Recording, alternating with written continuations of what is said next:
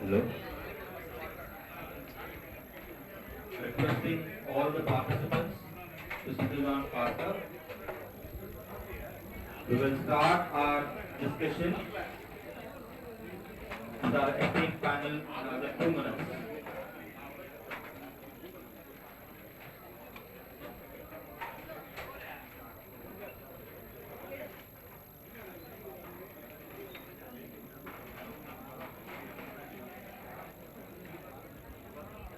I request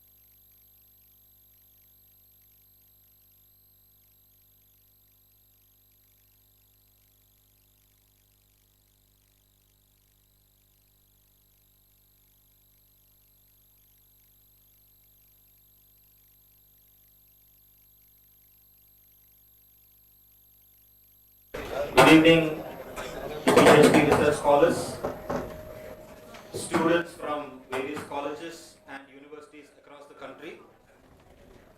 We welcome you to Jain Deemed to be University, and we welcome you to the most interesting part of our national conference, which is a panel discussion which will be chaired by dignitaries and experts from all across the country.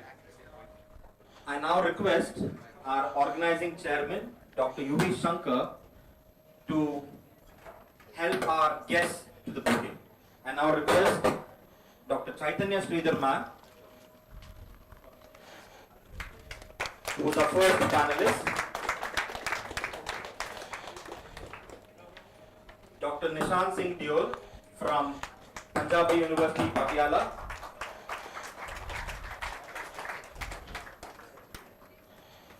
Dr. Binu George Verghese from Mahatma Gandhi University, Kottayam,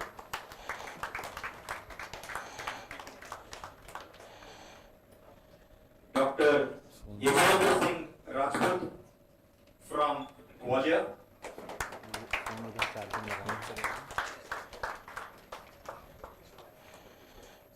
Dr. Vishwanath Sundar, sports scientist from West Bengal,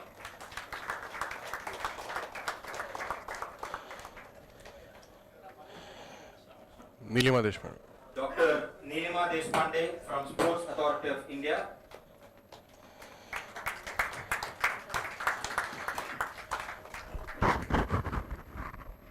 Dr. Geeta Galiver, sports nutritionist, and Dr. V. Mahadevan, director from the University of Madras, to chair the panel discussion. I request all our dignitaries to be seated.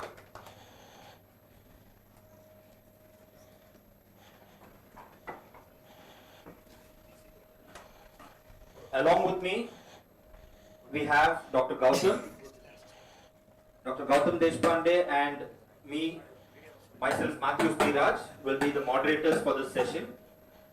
We thought this session should be informal, because the more and more formal we keep the sessions, people do not ask questions, raise eyebrows, or we don't create a vibe. So we thought this should be an informal session for the future of physical education, sports, sports psychology, sports nutrition, sports technology, and other aspects related to sports. So my first question would be to Dr. U.V. Shankar, who is the organizing chairman of this conference and also Konverge 2025. My first question to you, sir, because this is my doubt. In our country, most of them who choose the subject of physical education, the society has developed a realm or a notion that either you are economically weak or financially weak, or you do not have an interest towards science or other technical subjects.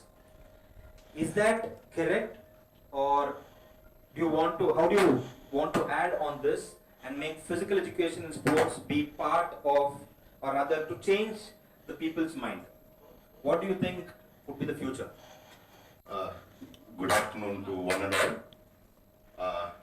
The question is very relevant, and definitely earlier days it was very clear that if you don't get any other course, they end up in law or physical education.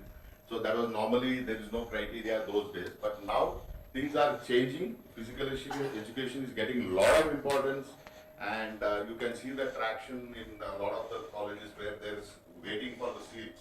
Things are changing. Now a lot of athletes who have performed well at the higher level are moving towards physical education. If you see the panel sitting here, all are eminent people who have been part of the physical education for such a long time. All have played at the highest level and come into physical education.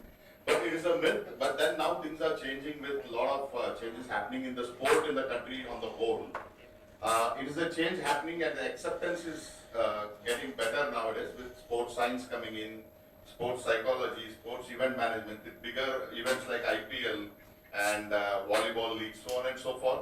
Physical education is gaining the traction, but going forward, I'm sure, but the thought process is to some extent right, but I don't 100% agree on that. But the changes are happening, and the parents are also accepting. You also know there is a research scientist from IISc whose parents have put them in physical education in our own institute. That's the change that's happening. You know, a lot of people are accepting the profession, and the profession is going to grow, and this is the profession which is still untouched. So going forward, this will be the future, especially in developing sports in the country. That's my opinion. Thank you. I think participants can applaud if the question is right and the answers given are right, and you guys can also raise your objections, raise questions to all the expert speakers. It's not the speaker panelists here, there are experts sitting here also. Anybody can raise questions and give us suggestions, so that as a country we grow with respect to the field of physical education, sports and sports sciences. I think over to Dr. Gautam Deshpande. Yes. Am I audible? Okay. So I have my own question for the panel. So in recent days, we have been hearing something about this tech doping. I think most of us would have heard this. Tech doping, it came to the prominence when this guy Michael Phelps, who got so many medals in Olympics for swimming. So his cloth was something specialized. It was made by NASA or something as per the reports. It makes him swim faster, the cloth. So now people are utilizing a lot of other things like shoes, the bicycles, the materials. So this is like tech doping. So what is the future of sports with this tech doping is my question. Yes, sir. Yes, doping is a very popular terminology in sports, and nowadays this terminology has come up, technological doping. And this is true. The whole world is changing. We know this thing, and our sports is also changing. The scenario in sports is totally changing. There is changes we notice, and the big issue is that the countries which are developed, they are like leading from the front. They have the money, they are spending a lot of in research, and they are doing technological doping. Technological doping in the sense, right, Michael Phelps' swimsuit was under the issue, and the governing body FINA has banned that. And the amount they had spent in that, creating that costume, that India can't think of. India can't, or not only India, even the developing countries they can't of. Asian countries we can't think of using those swimsuits and all that. Same recently one shoe was banned. Nike has produced that, and that shoe has been banned. Apart from this, if you see some of the sports, if you see the results of some of the countries, you take United Kingdom, England. In 2016, you see their results. Almost 60% of the medals they have won in 3 sports only. One was cycling, another one was rowing, water sports, and third one was sailing. In these 3 sports, they had won 26 medals. And these 3 sports are entirely based on technological based. Nowadays, we have been in this whole scenario, whole conference, we were talking about AI. Now AI is coming up in sports. I was reading one article that one of the football club, I think it is some topmost football clubs, they had hired one AI coach. AI coach they had hired. This is where we are moving. Our sports is moving. AI coach. They don't require coaches. They had started hiring AI coaches. They gave feedback to everything to their sports, their organizer, administrator, and they don't need any sort of other things. So this is how our world of sports is changing, and technology is part and parcel of our life.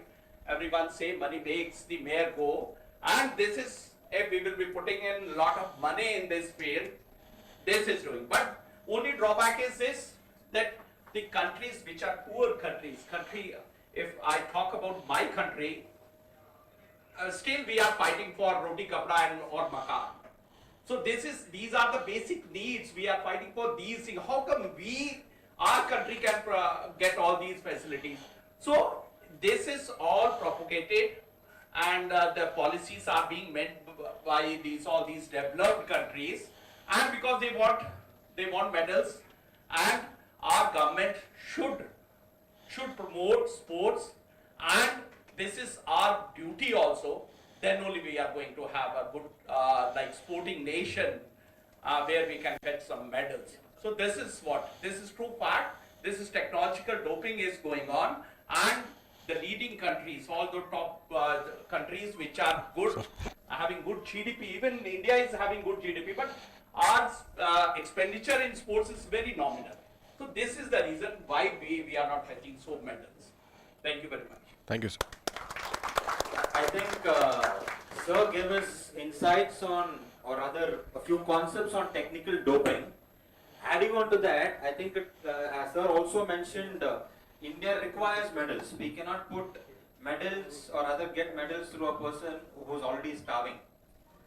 I think I need to add upon, it is not just technological doping, it is financial doping and also political doping, right? Very true.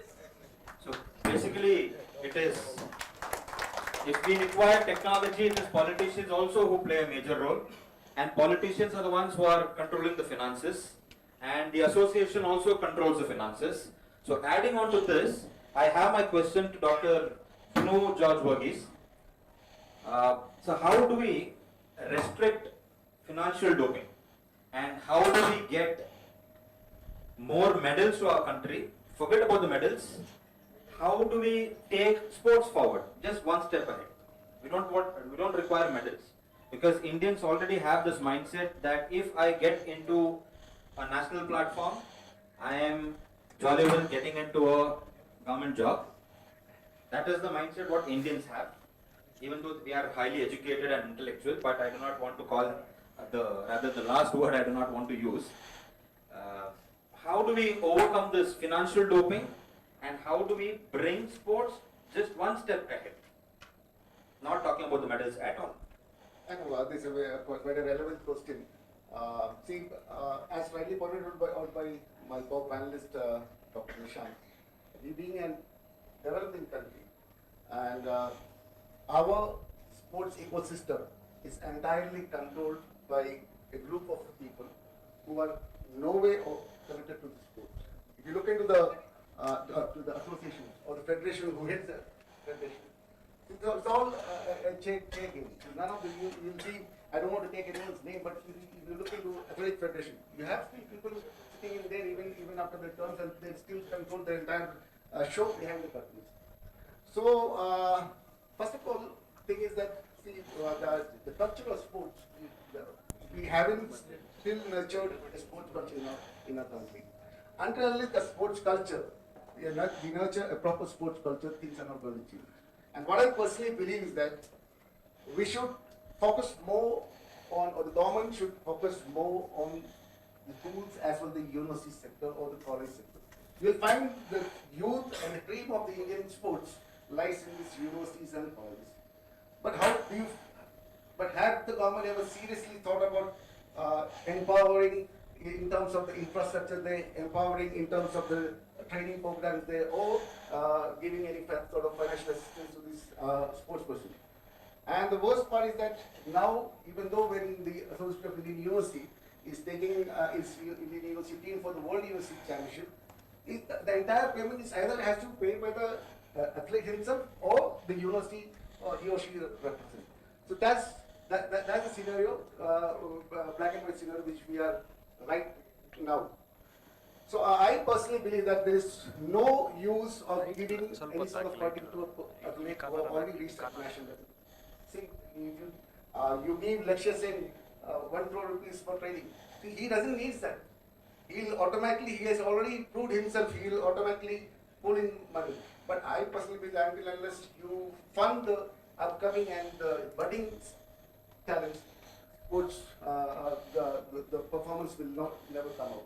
And that's the one major thing which we have to focus upon. Let's focus upon, find talents, nurture them, fund them, give them the support of sports science. Definitely we'll be going ahead in terms of medals in the future. Thank you. Thank you, sir.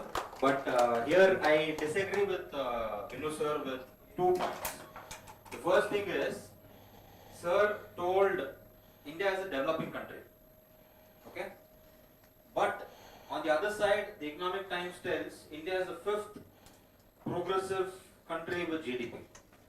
So have we developed, or are we still developing? Is this a myth or is this a fact? And the second point which I agree to disagree with sir is, I feel Indians have inculcated this habit that doping, whether it is financial, economic, whatever kind, is already there in our blood. I think we cannot change it until we change mindsets or do something with greater leadership. Do you agree with me, sir? Yep. See, agreeing to the second point, that we were ruled by the Britishers, and we still inculcate, or we have those genes in our blood that until unless the corruption and all these things is not cleaned up, or we doesn't change ourselves and introspect ourselves and change ourselves. Nothing is going to change. This financial doping, everything will be part of this game. And then second part, GDP, I do agree that when you compare the GDP, we are among the top in the world. But look at the budget allocation for sports. Look at the unit sports budget. What is the amount of share given for sports? Merely 2 to 3%? Less than that, yeah. So that's the ground reality. But we project, our politicians or we the government project that we are a developed country or reaching a state of a developed country. But the reality is that when it comes to sports, we are still a developed country because do you find any of our sports person giving the support of sports scientists? Even at the side, but the other, we have panelists from sports here. We have sports scientists there. How many of these sports scientists have been attached to the teams? How many of the Indian teams have the full support of sports scientists? Do they have a performance scientist with them? Do they have a exercise physiologist? Do they have a strength and conditioning expert with them? Do they have a sports nutrition? Well, you look at cricket, we have the entire team working, sports science experts working with them, and that's how they are benefit. And this is one area, until unless sports science, our athletes are supported with the support of sport, trained or given us sports science, not sports children also. Thank you. Thank you, sir. Thank you. Yeah. We have Dr. Yajwendra Singh Rajput who wants to add on to this question. I don't want to add, I want to just ask, as Biju sir said. What cameraman? Any cameraman is there who can take pictures? No, the night vision is going on. Both are all three. Making the physical culture for the sporting nation. What is the your thing on this? Are we developed in terms of sports, or we are developing country in terms of sports? And this is a discussion. Yeah. It's not How many of you say we are developed country in terms of sports? And how many of you say we are developing country in terms of making the sporting nation? Only 3. Where are others then? The others are just part of the country. You people have to involve yourselves, please. That just I want to involve you all. Thank you.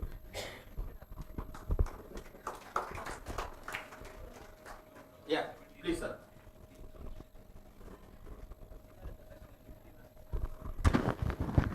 Sorry for that technical glitch, huh? No. Because we are managing in Hello. multiple halls. Hello. There's shortage of mic. Sorry. Over to you. All right, sir. To everyone, a very good evening, ladies and gentlemen. To Biju sir, I think he has mentioned about sports science support.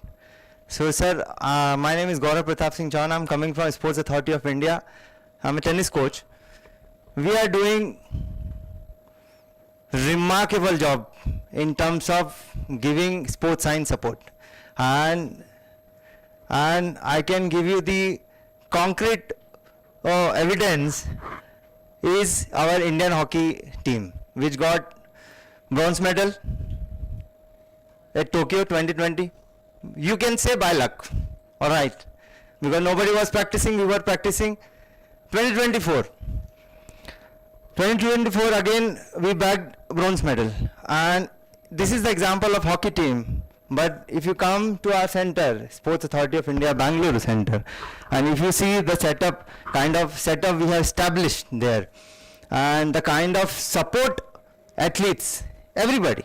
Right now we are conducting national camps in athletics, hockey, volleyball, kabaddi, table tennis, and you will be astonished to know that all this Khelo India athletes, those who are selected under the scheme of Khelo India athletes, we are supporting them with OPA, out of pocket allowance 10,000 rupees, which is going to be increased very soon from 10 to 50,000.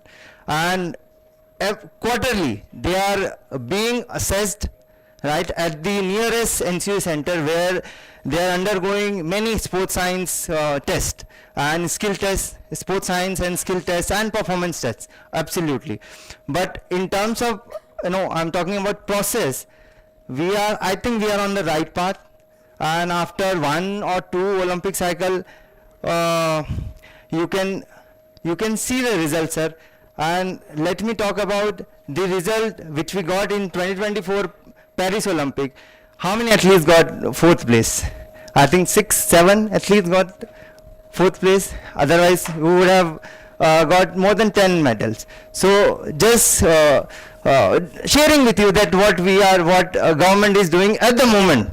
That's what I'm All saying. right. At the size, I mean, you have at the national campus, they did, like NIS Patiala, they have the sports. All right, sir. Sorry to cut you short, sir. Not only national athletes, but Khelo India athletes. Now, this Khelo India is a vast field. We have Khelo India Small Center, we have Khelo India Center of Excellence, we have KIA, Khelo India Accredited Academy, we have Khelo India Center, KIC.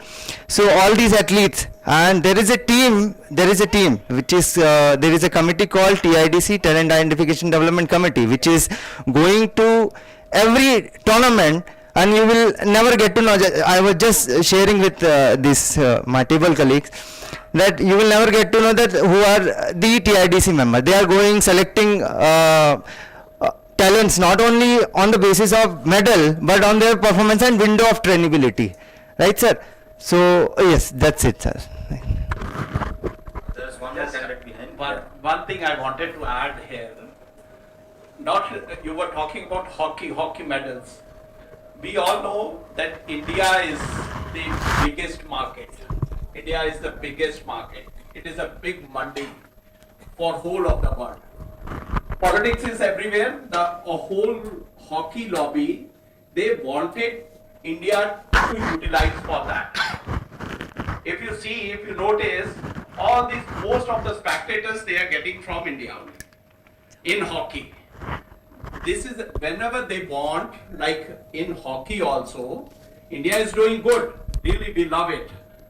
But still, if you notice, see the level of other teams, the infrastructure, the training components they are using, we stand nowhere. This is the individual talent our players are having. That's why we are getting medal. But if you compare the technological part, the training part, the other aspects, they are far superior. But they don't want to lose India as a big nation in hockey, because they are getting a lot of fan following from India. This is the reason the Hockey India big promoters, they wanted to push India to be amongst the top 3, top 5, so that they are getting the big market also. This is also one of the reason also. This is beyond my comprehension. I think you have strayed the topic. So you were talking about hockey. That's why I came to that. Well, I have answered in terms of it both sides support. That's it. Yeah, please.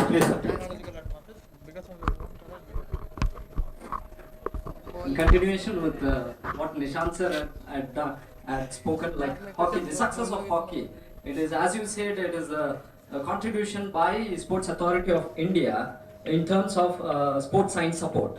Okay, so behind the success of hockey, after 2007 Champions Trophy, that the Odisha government is completely sponsoring at 10 years of contract, and then again next 10 years of contract, they are looking after everything about hockey, and they are one of the reason for hockey performance also, and this is my point.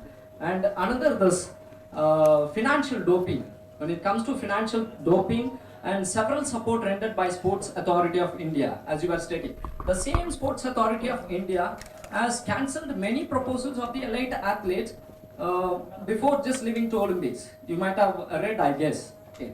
Where the amount 67 athletes were was being given 17.1 crores of rupees for their training programs and all.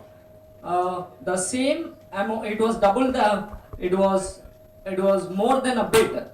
The two athletes who received a medal of like PV Sindhu and Sakshi Malik, they just got 18.6 crore rupees for two athletes. So what the Brazilian study they had stated, the government, why don't the government spend more for the athletes? Why don't they accept the proposals of the athletes, so that instead of receiving 2 medals, they could receive more medals, right? So these are all the financial doping, as you said, it is there, and more it is.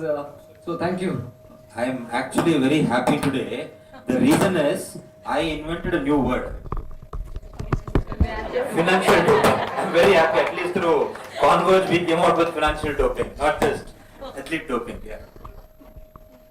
We have a few other questions. One student is there. Yeah. Sir, I don't know if it's working. Okay. Sir, I wanted to counter one point of yours that you were talking about Khelo India athletes. I am a Khelo India athlete, and I have seen how, even though the schemes are set in place, they give us almost 6 lakhs for basketball athletes at least per year. But the allocation of that is made so specific that the academies who want to help us also can't. Because if they are giving us better stay qualities, and if they are giving, if they are charging more for food, for example, Khelo India does not give them back that amount because they are fixed. Like it's like 300 for a day for food or 200 a day for stay.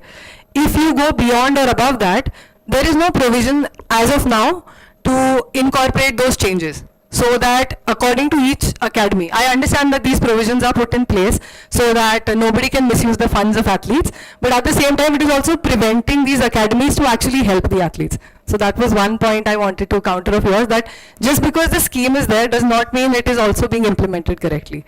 And I had one more, sorry, I had a question for the panel. So we keep talking about Olympic sports and a lot of high level elite athletes basically. But what I want to talk about is how do we ensure that we as a nation, like you say, develop a better sporting culture where every child is playing. And there are a lot of things that have been put into place. There is NEP 2020, and we also understand that all of this has to start at the grassroots level. That means somewhere in primary, so that not only the mindset changes, but also they start inculcating these habits that they can carry throughout their life. So later in life they can stay active. My question is, how do you ensure that the primary teachers, because primary teachers tend to teach you everything in the beginning stages, right? And they have such a huge impact on your development. So how do you ensure that primary teachers, what curriculum should be there, that they are trained in not only physical activity and physical education, but also in how to change the mindset towards it, that how important is nutrition or activity in your daily life? So we have two people who want to answer this question, Dr. Geeta Galevar and Dr. Chaitanya Sridhar. Hello. Hello. Yeah. I'm very grateful to Jain University, Dr. Gautam and the entire team for having me here. And why I took this question, my dear girl, is because I'm not just a sports dietitian. I've never played a sport, apart from gully sports. But I think I've also been an academician. I taught in an international school, which had IB curriculum and Cambridge. I taught A-levels. So I think the reason why I would like to speak is I'm a mother. I work, my predominant clientele are adolescents. I work with a lot of teenagers. I'm so proud. For the last 4 years, I supported a young child who was 10 years and younger than 10 years. Denidi Designew went to Paris Olympics. And she's the youngest swimmer in the history of India, maybe the second child who went. I would never imagine the kid I just worked, alongside could go to Paris. But why I'm saying this is, I think you nailed it, and I really appreciate that, what kindergarten teachers do. Because I went from college to teaching into a school and I could relate the culture, I think as a dietitian, the biggest challenge for me to understand was these are affluent schools, you have expats, you have varied clientele. But also, having been a mom myself, my child went to one of the elite schools which played sports 2 hours a day. But what was the child given? White rice and rasam, because it was a vegetarian school. Indians are not. ಆಯ್ತಾ? So ಈಗ ಈ ತರ ಮಗುಗೆ ಎರಡು hour ಹೊರಗಡೆ ಆಟ ಆಡಿಸ್ಬಿಟ್ಟು ಊಟಕ್ಕೆ ಏನ್ ಬಂತು protein. See, what I'm trying to say is, I think I really love what you are saying. How can we groom these children? Because I also consult for Go Sports Foundation, for Olympic Gold Quest. And I think we want to be a sporting nation. We want to make a difference. And I think, like the way we're talking of how can we hone athletes, forget winning medals. I think I love what they said in the morning. We don't want athletes to win medals as a priority. We want well-being, well-rounded, healthy, holistic athletes. We want healthy, happy athletes. I think the message should be that. And how do we raise these athletes? A whole town, like they said, because I'm a mother, I relate to it. You need a village to raise an athlete, right? Just like the way we said we need a village to raise a child.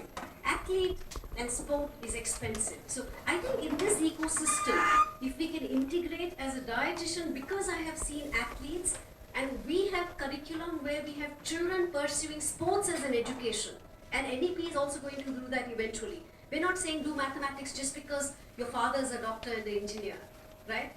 I taught A levels, which is food studies, and our children cooked 5 dishes as master chef.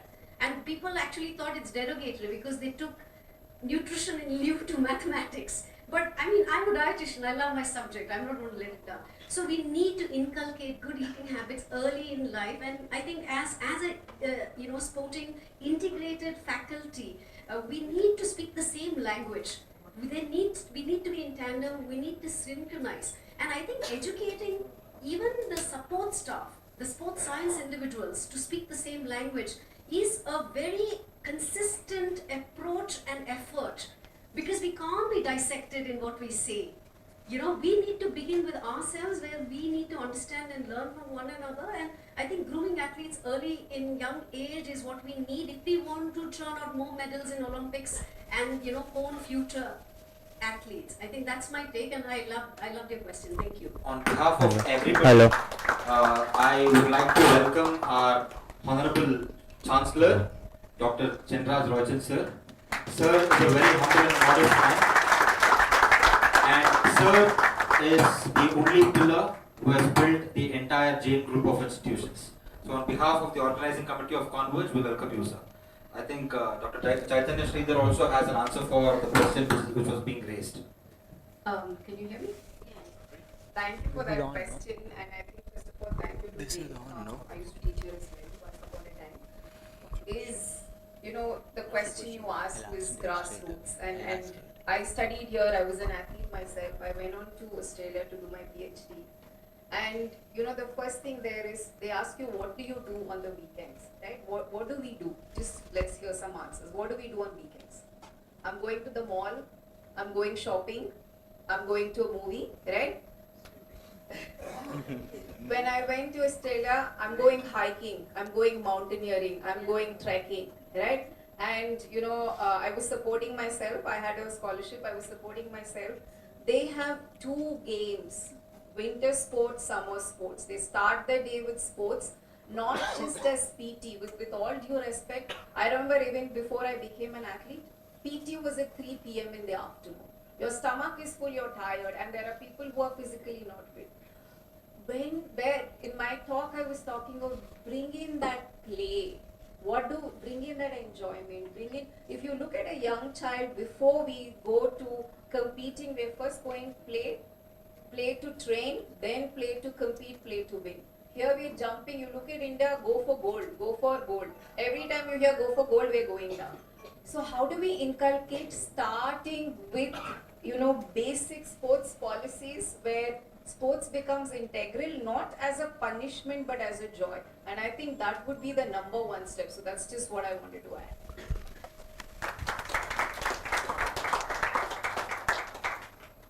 add. You said how we can increase the physical education and sports from the primary level. This is your question. So if you read out the NEP 2020 carefully, it has the provision there, and we were with the same bench, we were preparing a syllabus from class nursery to class 12, where we have put something for the children, and we have also matched with that to the different subjects. So how you can teach mathematics with physical education and sports, how you can teach chemistry with physical education and sports. And now another change, NEP and the physical education syllabus is coming up, that now when you are doing physical education, like all you do BPS and BPEd 4-year course, integrated courses. So now you have to select at what level you want to become a teacher. At a primary level, so you will study everything what primary and how the totals, how they walk, how they balance, how they their rhythmic sense, how develop. If you want to become a teacher of a secondary level, that you have to select before entering to your course. You have to select that which level you teacher you want to move. And physical education is now going to be a compulsory part from class nursery to 12th. As you know about the NEP, that they have divided into that like 5, 3, 3, 3, 1. So everywhere you will find, and we have a syllabus of different, it will be coming very soon for different levels. So we are not giving sports at the nursery level that you go and play football, no. Learn how to walk, how to dance, how to improve your rhythmic sense.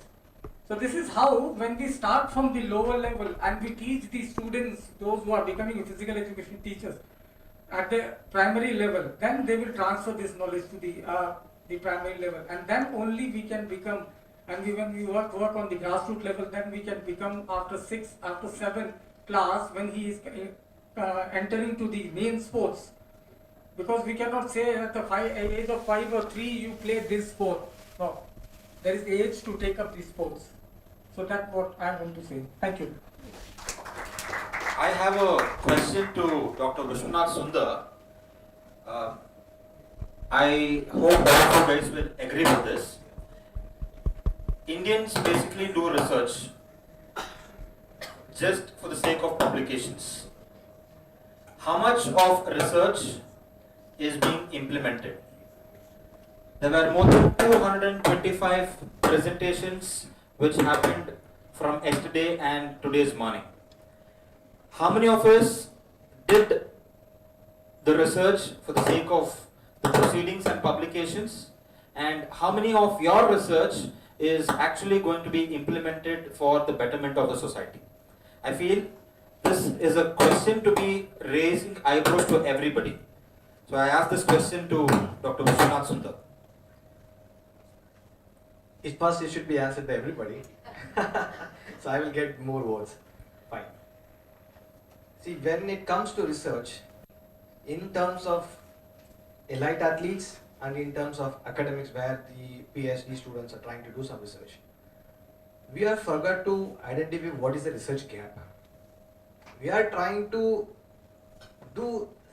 doing some kind of degree, even though master degree or PhD degree, we are trying to do for sake of getting the pride of DR before and PhD at the behind. So that is the problem.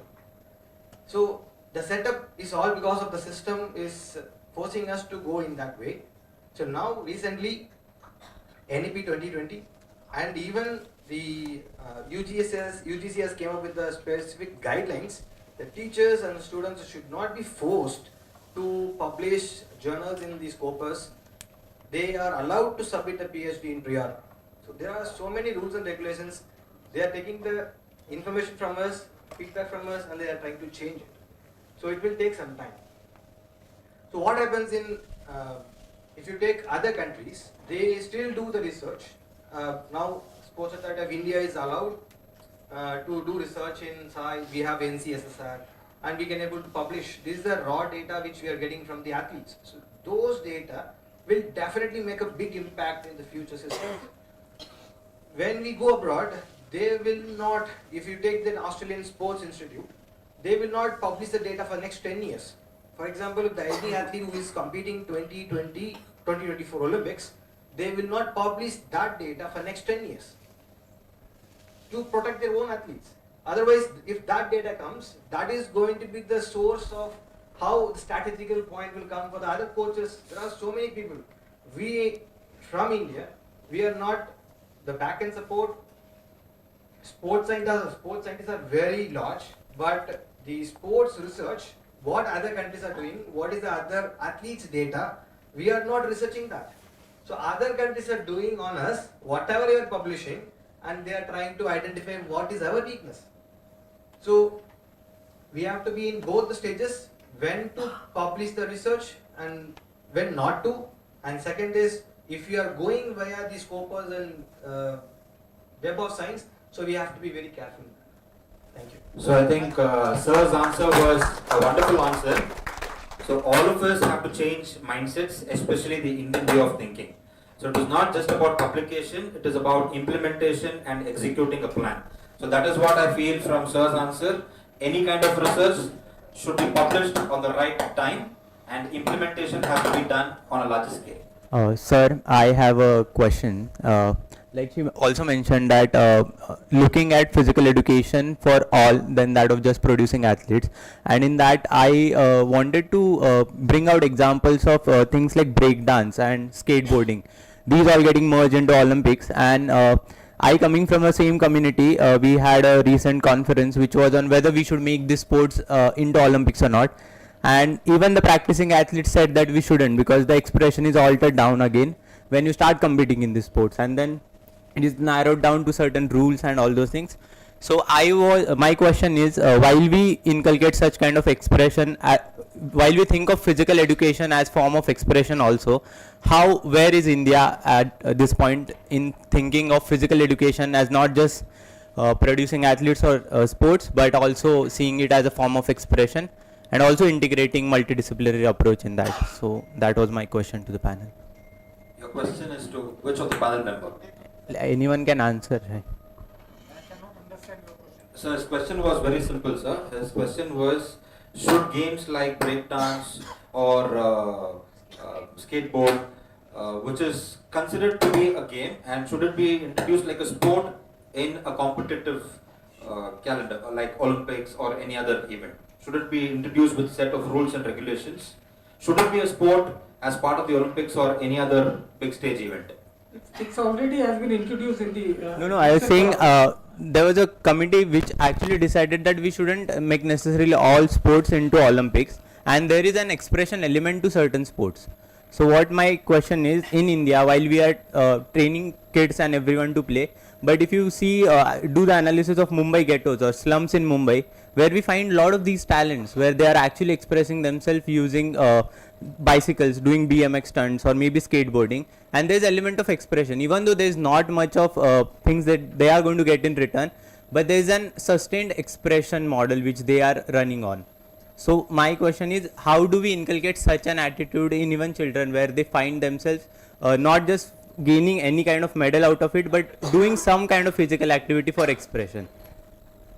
Now see, the games of the sports, there are various things, like earlier we used to have this as a recreational activities, dancing, cycling or jumping and all this, but it has been now converted into competitive sports. And you have seen in the recent Olympics that some of the sports which you feel that are not sports, that are a recreation activity or a hobby of a student, that has been included into the Olympics.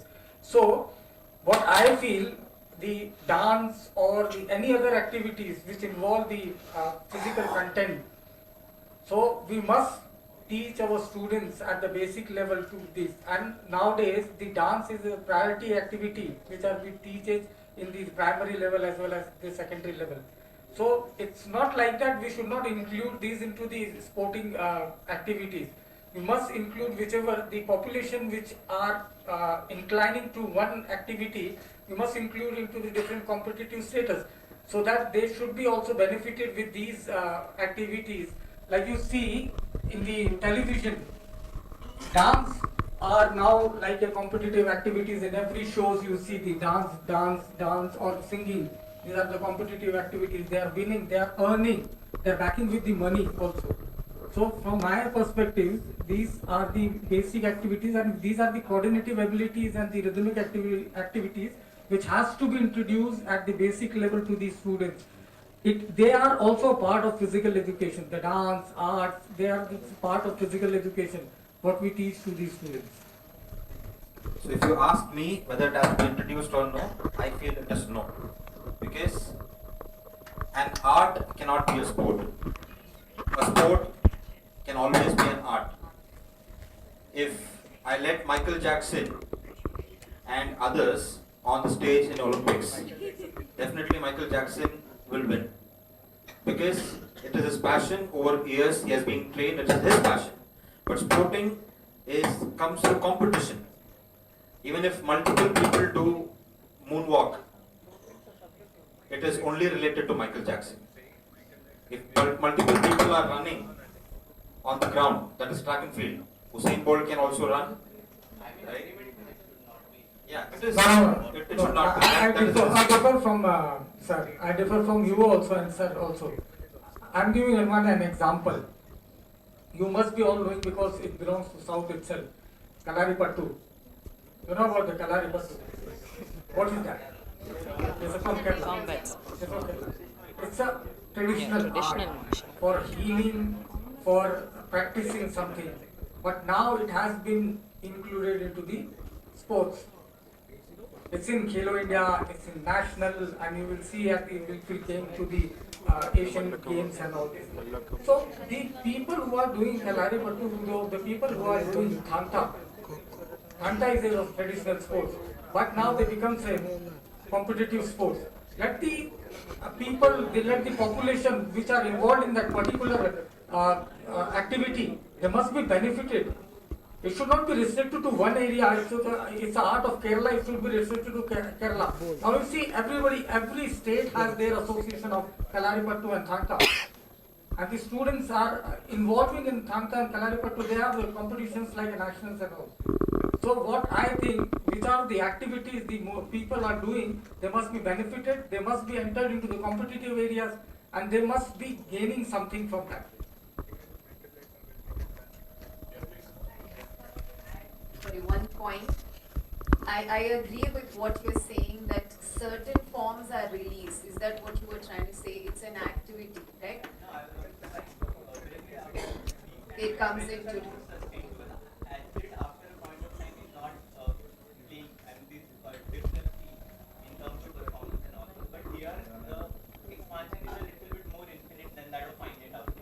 Yeah. What my question was that is something which can be for all, then that of for certain.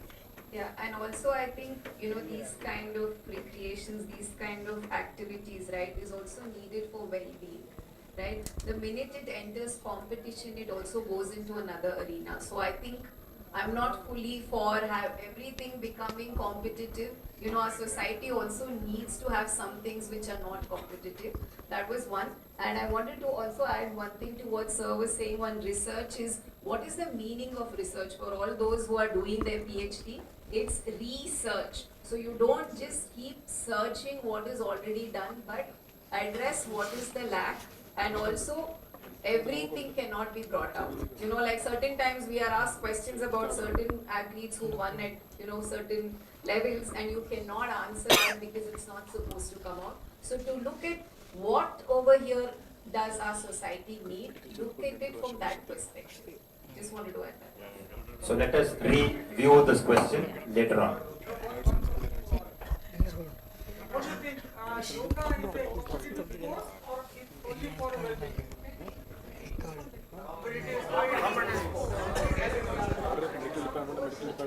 Never. Only for well-being. Not initially only for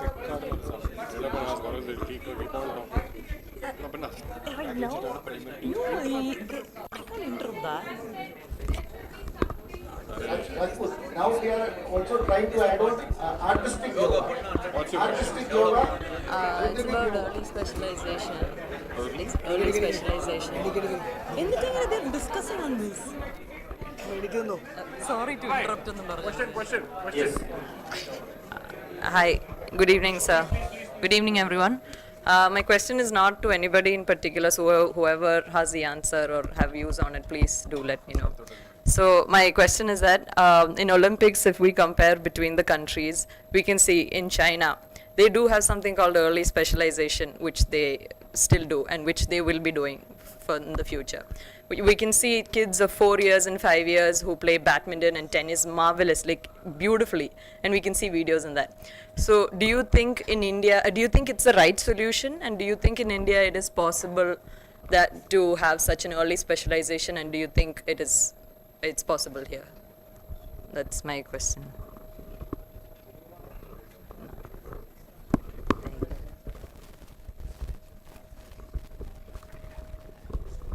Okay, so whatever you are seeing in social media, you are seeing only one side of it.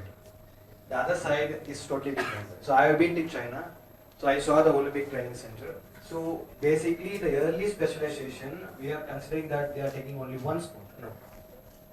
Students are having a multi-sport specialization. So they will be dominating in one sport and they are supposed to play more than 3 to 4 sports.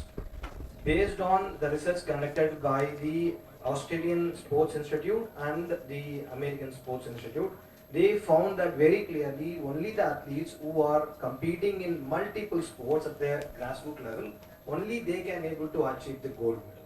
So it's very clear. So when it comes to China, so there is a clear evidence. So one of the tennis coach is also there in Kirti project. I have mentioned in this today's presentation. It's almost 700 plus medals in from since 1984, but India is secured only 41 medals from 1900. So why it is so? It's all about the talent identification which we are struggling so far. So if that is settled and if it is having an impact of having a multi-sport at the grassroots level, so there is no such early specialization. If it is so, then the athlete will get drained at zone and they cannot able to compete further.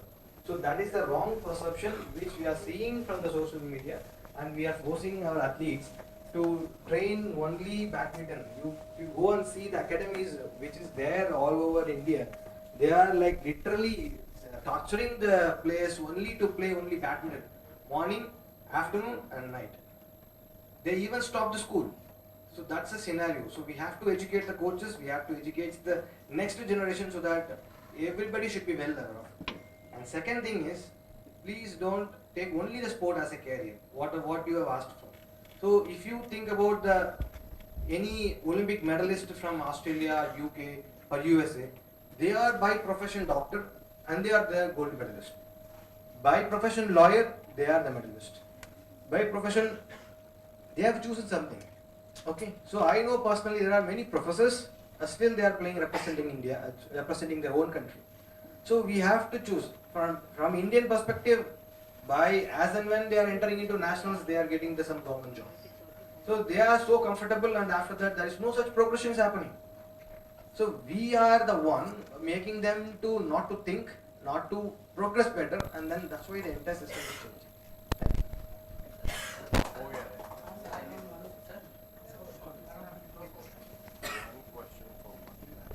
Okay, one thing I would like to add. Just a minute. Okay, carry on. So what you are telling regarding the early specialization. See, there are some sports like gymnastics and swimming. Talent identification is at early age. But if you will see athletics or other games, motor development process is different for each and every game. So motor sense development, what they are saying in China, Japan, everything we are starting at the grassroots. So talent identification is from there. And then what they do? Like Athletic Federation of India, and not only Athletics Federation of India, World Athletics, they have started multi-games, what do you call it? Triathlon. So there are 3 categories, running, jumping, throwing. So that each and every child will get the whole route development. It will not be especially overloading on one group of muscles. What you are saying, but early specialization is killing. What you are killing? Our physiological system, our neuromuscular system, and our, what is the main core?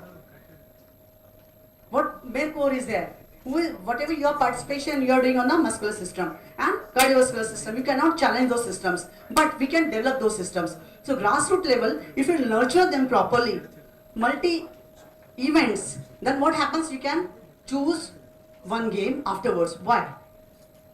Early specialization is no. Why? Athlete is first. And second thing is that always early specialization is after 14 years of age, where we don't see what thing? Puberty. That is the main thing, early specialization, late specialization.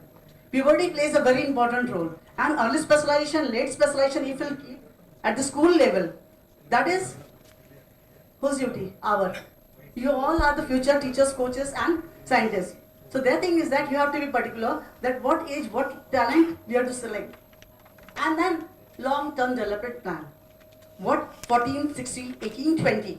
You cannot say that what the child at the early specialization is doing, we are killing them. Why to kill? If you want to target for the Olympics, how many years? At least 8 to 12 years of training is needed. If you want to pass 10, how many years you are in school? Then you are going for 12, 11, 12. Then is it early specialization? Can you jump from 6th standard to the 12th standard? No. Same thing is in sports. We have to concentrate that how. If you want, ABCD categories are there. We are doing the talent identification, multi-skill, Grassroots is broad. You may be not a sprinter, maybe a basketball player. Why?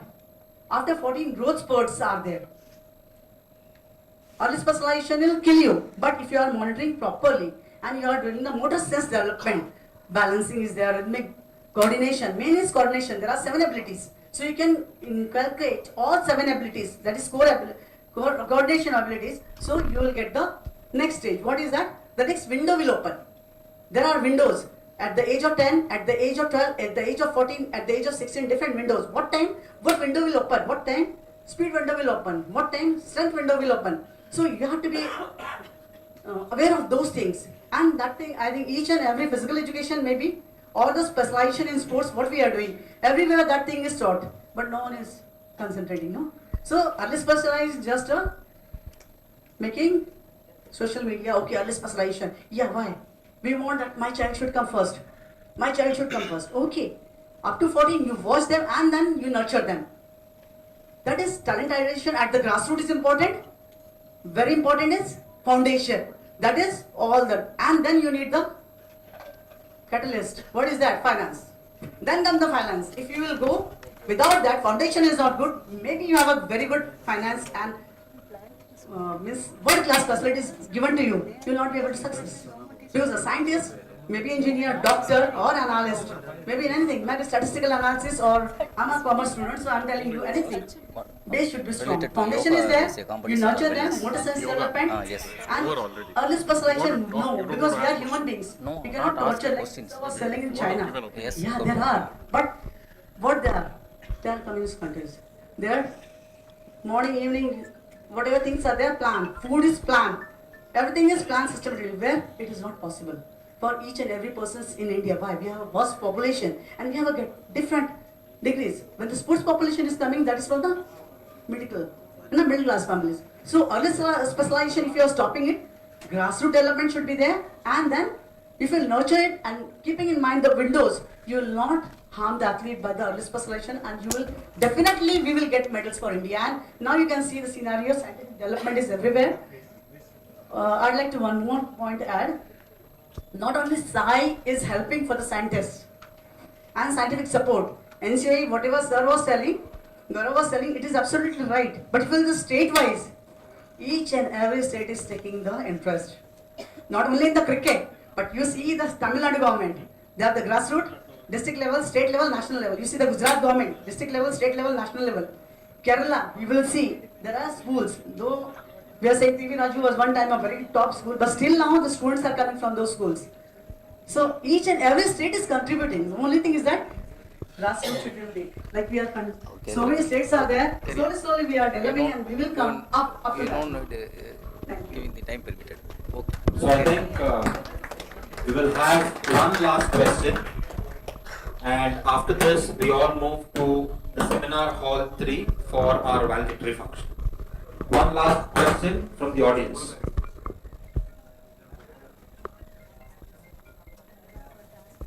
One last question. Everybody? Students, please. One last interesting question. One last question, anybody? No, if I start make it interesting, we require Konverge 2026. I hope everybody will be interested in attending Konverge 2026. How many of you say yes? Was this entire full day of conference interesting?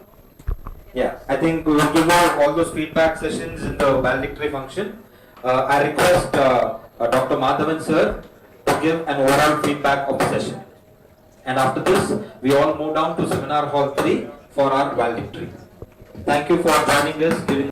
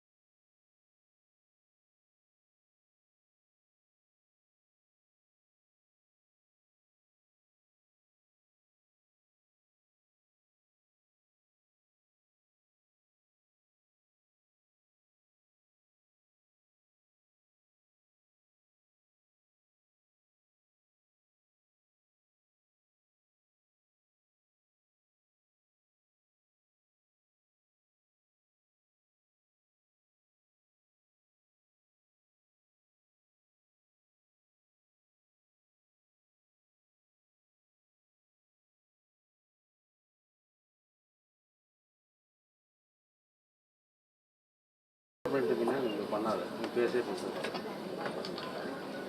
Cable ಕೊಡಬೇಕು ಅಲ್ಲಿ ಆ ಕಡೆ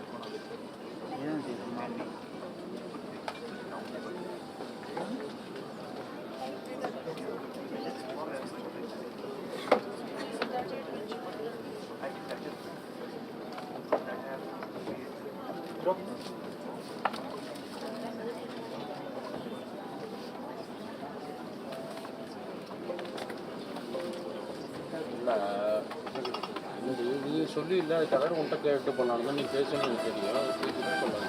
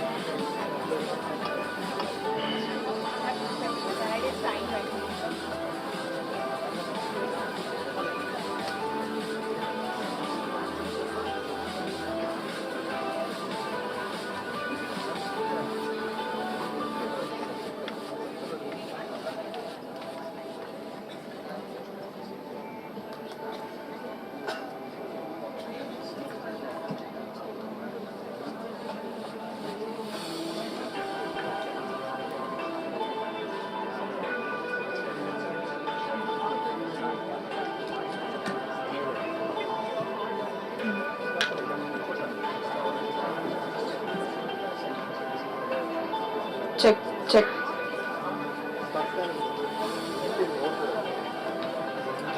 cable ಅಲ್ಲೇ ಇದೆಯಲ್ಲ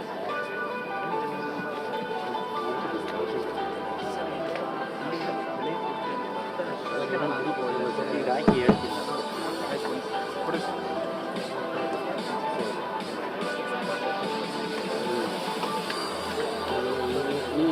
ಇಲ್ಲ நீ mail நீ போடு அங்கேருந்து போடு மெதுவாக இருக்குது இல்லை நான் சொல்கிறேன் நான் சொல்கிறேன் நான் சொல்கிறேன் அது நல்லா இருக்கும் அது இது மட்டும் சேஞ்ச் பண்ணிட்டு மாற்றிட்டு எல்லாமே இருக்குது எல்லாமே வந்து இதில் அவங்க இதை பற்றி கேட்டாங்க கேட்டுக்காங்க எல்லாமே தெரியும் அவளுக்கு என்னவோ பண்ணலாம்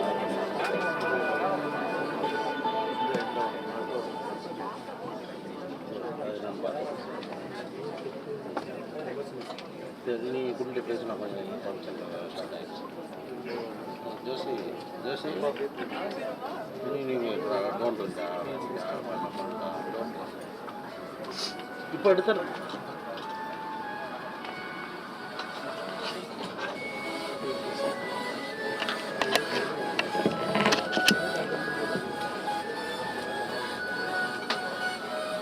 A very warm good evening to our respected Honorable Chancellor, Sir, esteemed dignitaries, respected. A very warm welcome to the valedictory ceremony of Konverge 2025. Over the past 2 days, we have witnessed incredible discussions, groundbreaking research, and insightful deliberations in the field of physical education, physiotherapy, sports sciences, and allied sciences.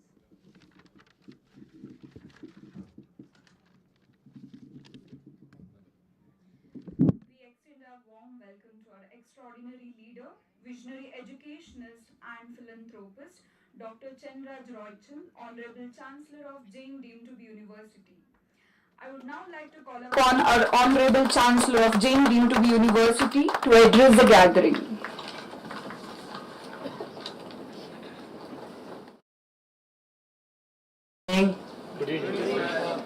Let me see that energy. You're all supposed to be the building the nation. You're the coaches, you're the thinkers, you're the nutritionists, you're the scientists, you're researchers, you're physical thinkers. So you are shaping the nation. So because you are the heroes for me. So good evening, all of you. No, the roof has to come down. Good evening. Good evening. I'm sure after 2 days you are not tired. Congratulations for this conclave. I will call it conclave as Converge. I am sure a lot of take-home points for all of you to ponder over. And Dr. Mahadevan gave a googly in the ending. Really amazing. You should give a big round of applause for him. And our main hero, Dr. Shankar. And it is his efforts and his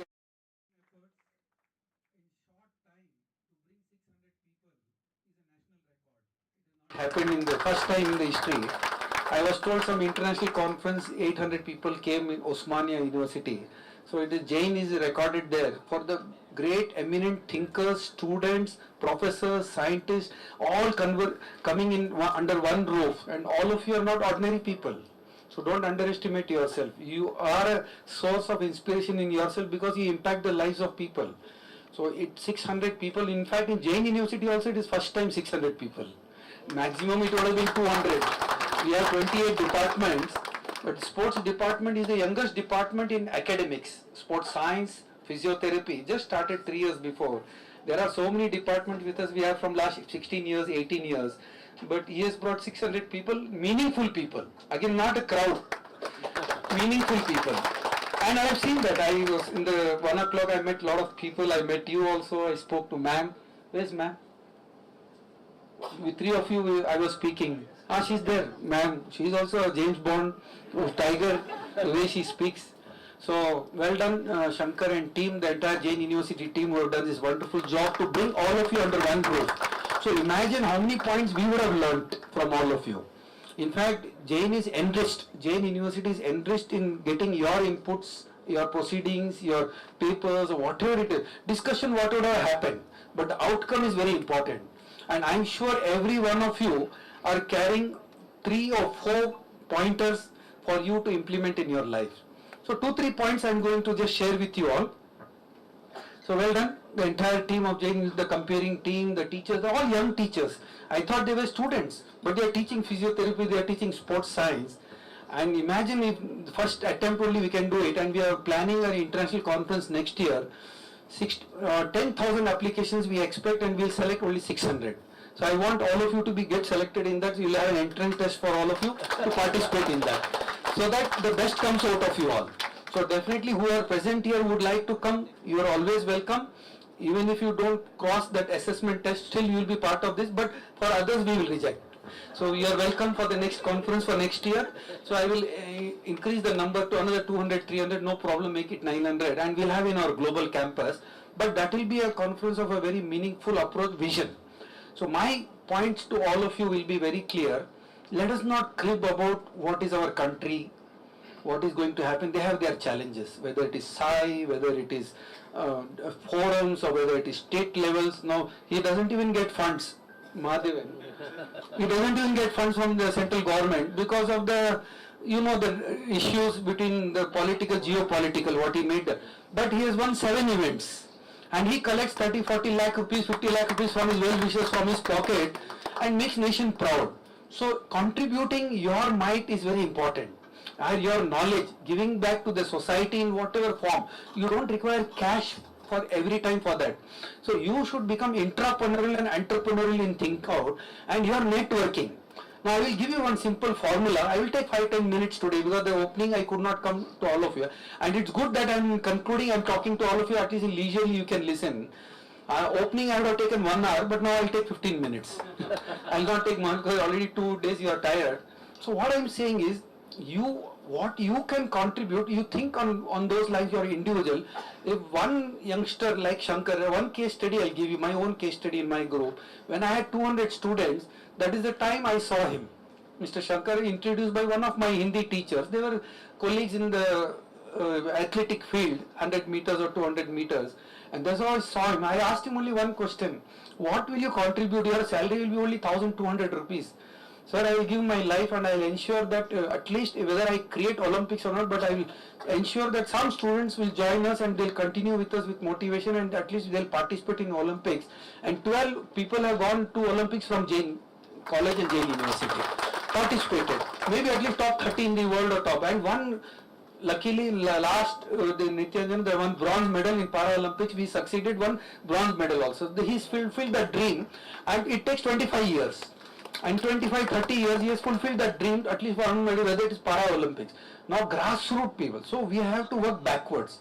So don't worry about what is the ecosystem happening. You create the ecosystem. Now when all of you are converged here, it is 600 people data you have got with you now. Mobile numbers if you have exchanged, you have got the networking of 600 people. Now if I put it individual yourself, if there is a marriage in your family, or maybe a function or a Graha Pravesham, if you take your immediate family, from your mother's side, your father's side, and from your relative side, now your son or you maybe a sister would have got married, they have become somebody, your mother has come from a different family, your father is here, father's brothers. If you take an immediate family, the formula is 300 people you will invite for a function. Am I right? Do you all agree with me? Out of 300 people, everyone has got 800 Facebook friends or LinkedIn or whatever it is. So 800 into 300, how much?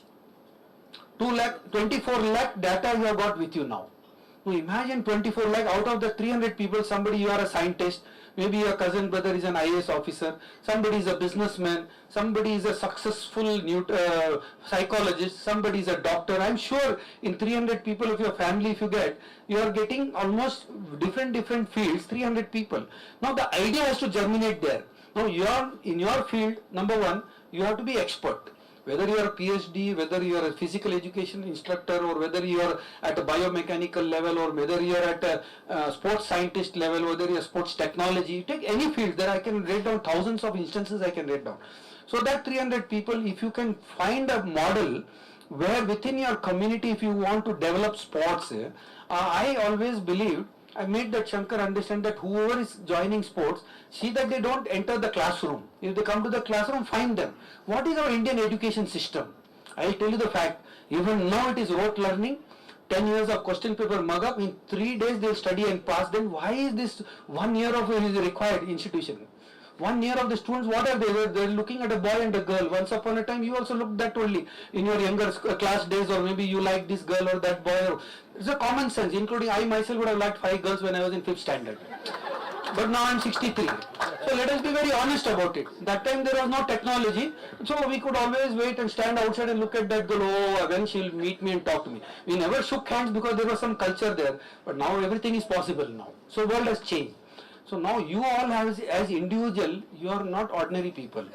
As individual, if God has given you the strength to reach postgraduate level, doctorate level, or maybe a position, or maybe a professor, maybe a scientist, imagine your networking of 20 years of your experience or 10 years of your experience is equivalent to unknowingly 24 lakh people, but at least you will know 500 people around you.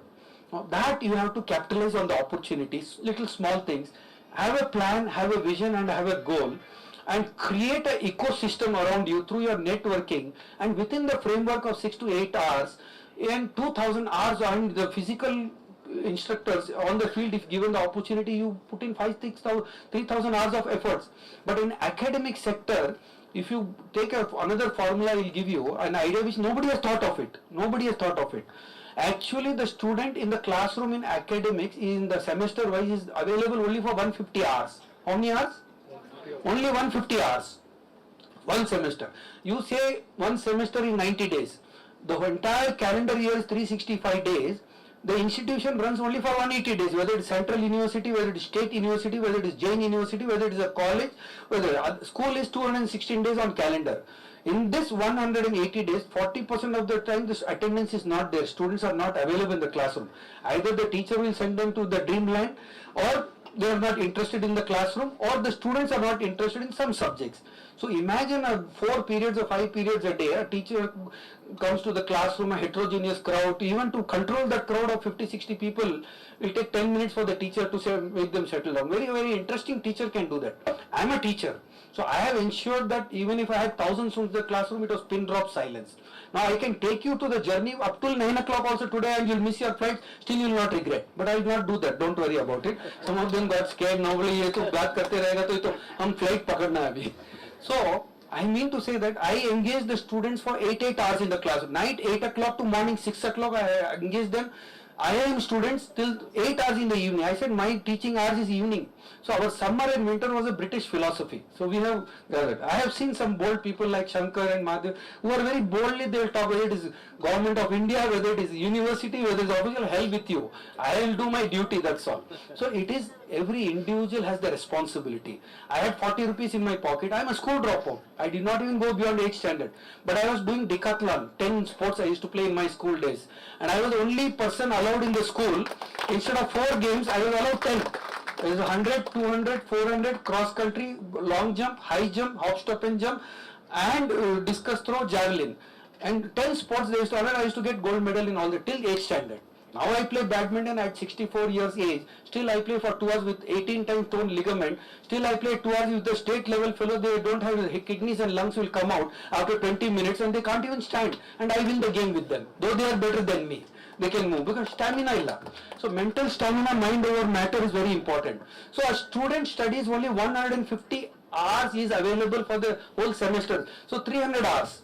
So entire 3 years, not even 900 hours they spend, and then 5 days they will come for the examination pass. So the sports is the only thing, or the sports careers is the only thing where you are better than any academic. Because any academic, whether liberal education, science, engineering students don't study at all. They just know how to pass. Teachers will pass on all the questions to them. That is the understanding between the students and teachers. That happens. That happens. That is whether it is Jain or anywhere in the world it happens. Even Harvard copied it, in COVID days they copied it. The whole world copied. So shortcut. So you use your intelligence, you use your skill.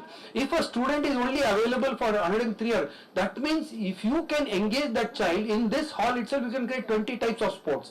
There are varieties of physical fitness programs. There are varieties from yogic therapy. If you can form an yoga philosophy, you can earn more than Ramdev Baba. Inhale, exhale, 800 crores profit. So now you teach inhale and get charge 20 rupees. And he did that. He's not an educated guy. He knew, sir. So that means capitalize on your knowledge. Implement it on practical application of the knowledge more. I can speak any subject under the sun, whether it is sports science, whether it is quantum computing, and I never sent an email to anybody in my life. I never opened a computer till today, but I can speak better than those scientists because common sense is very required. And God has given you that ability, and I have been fighting for this sports from last 30 years.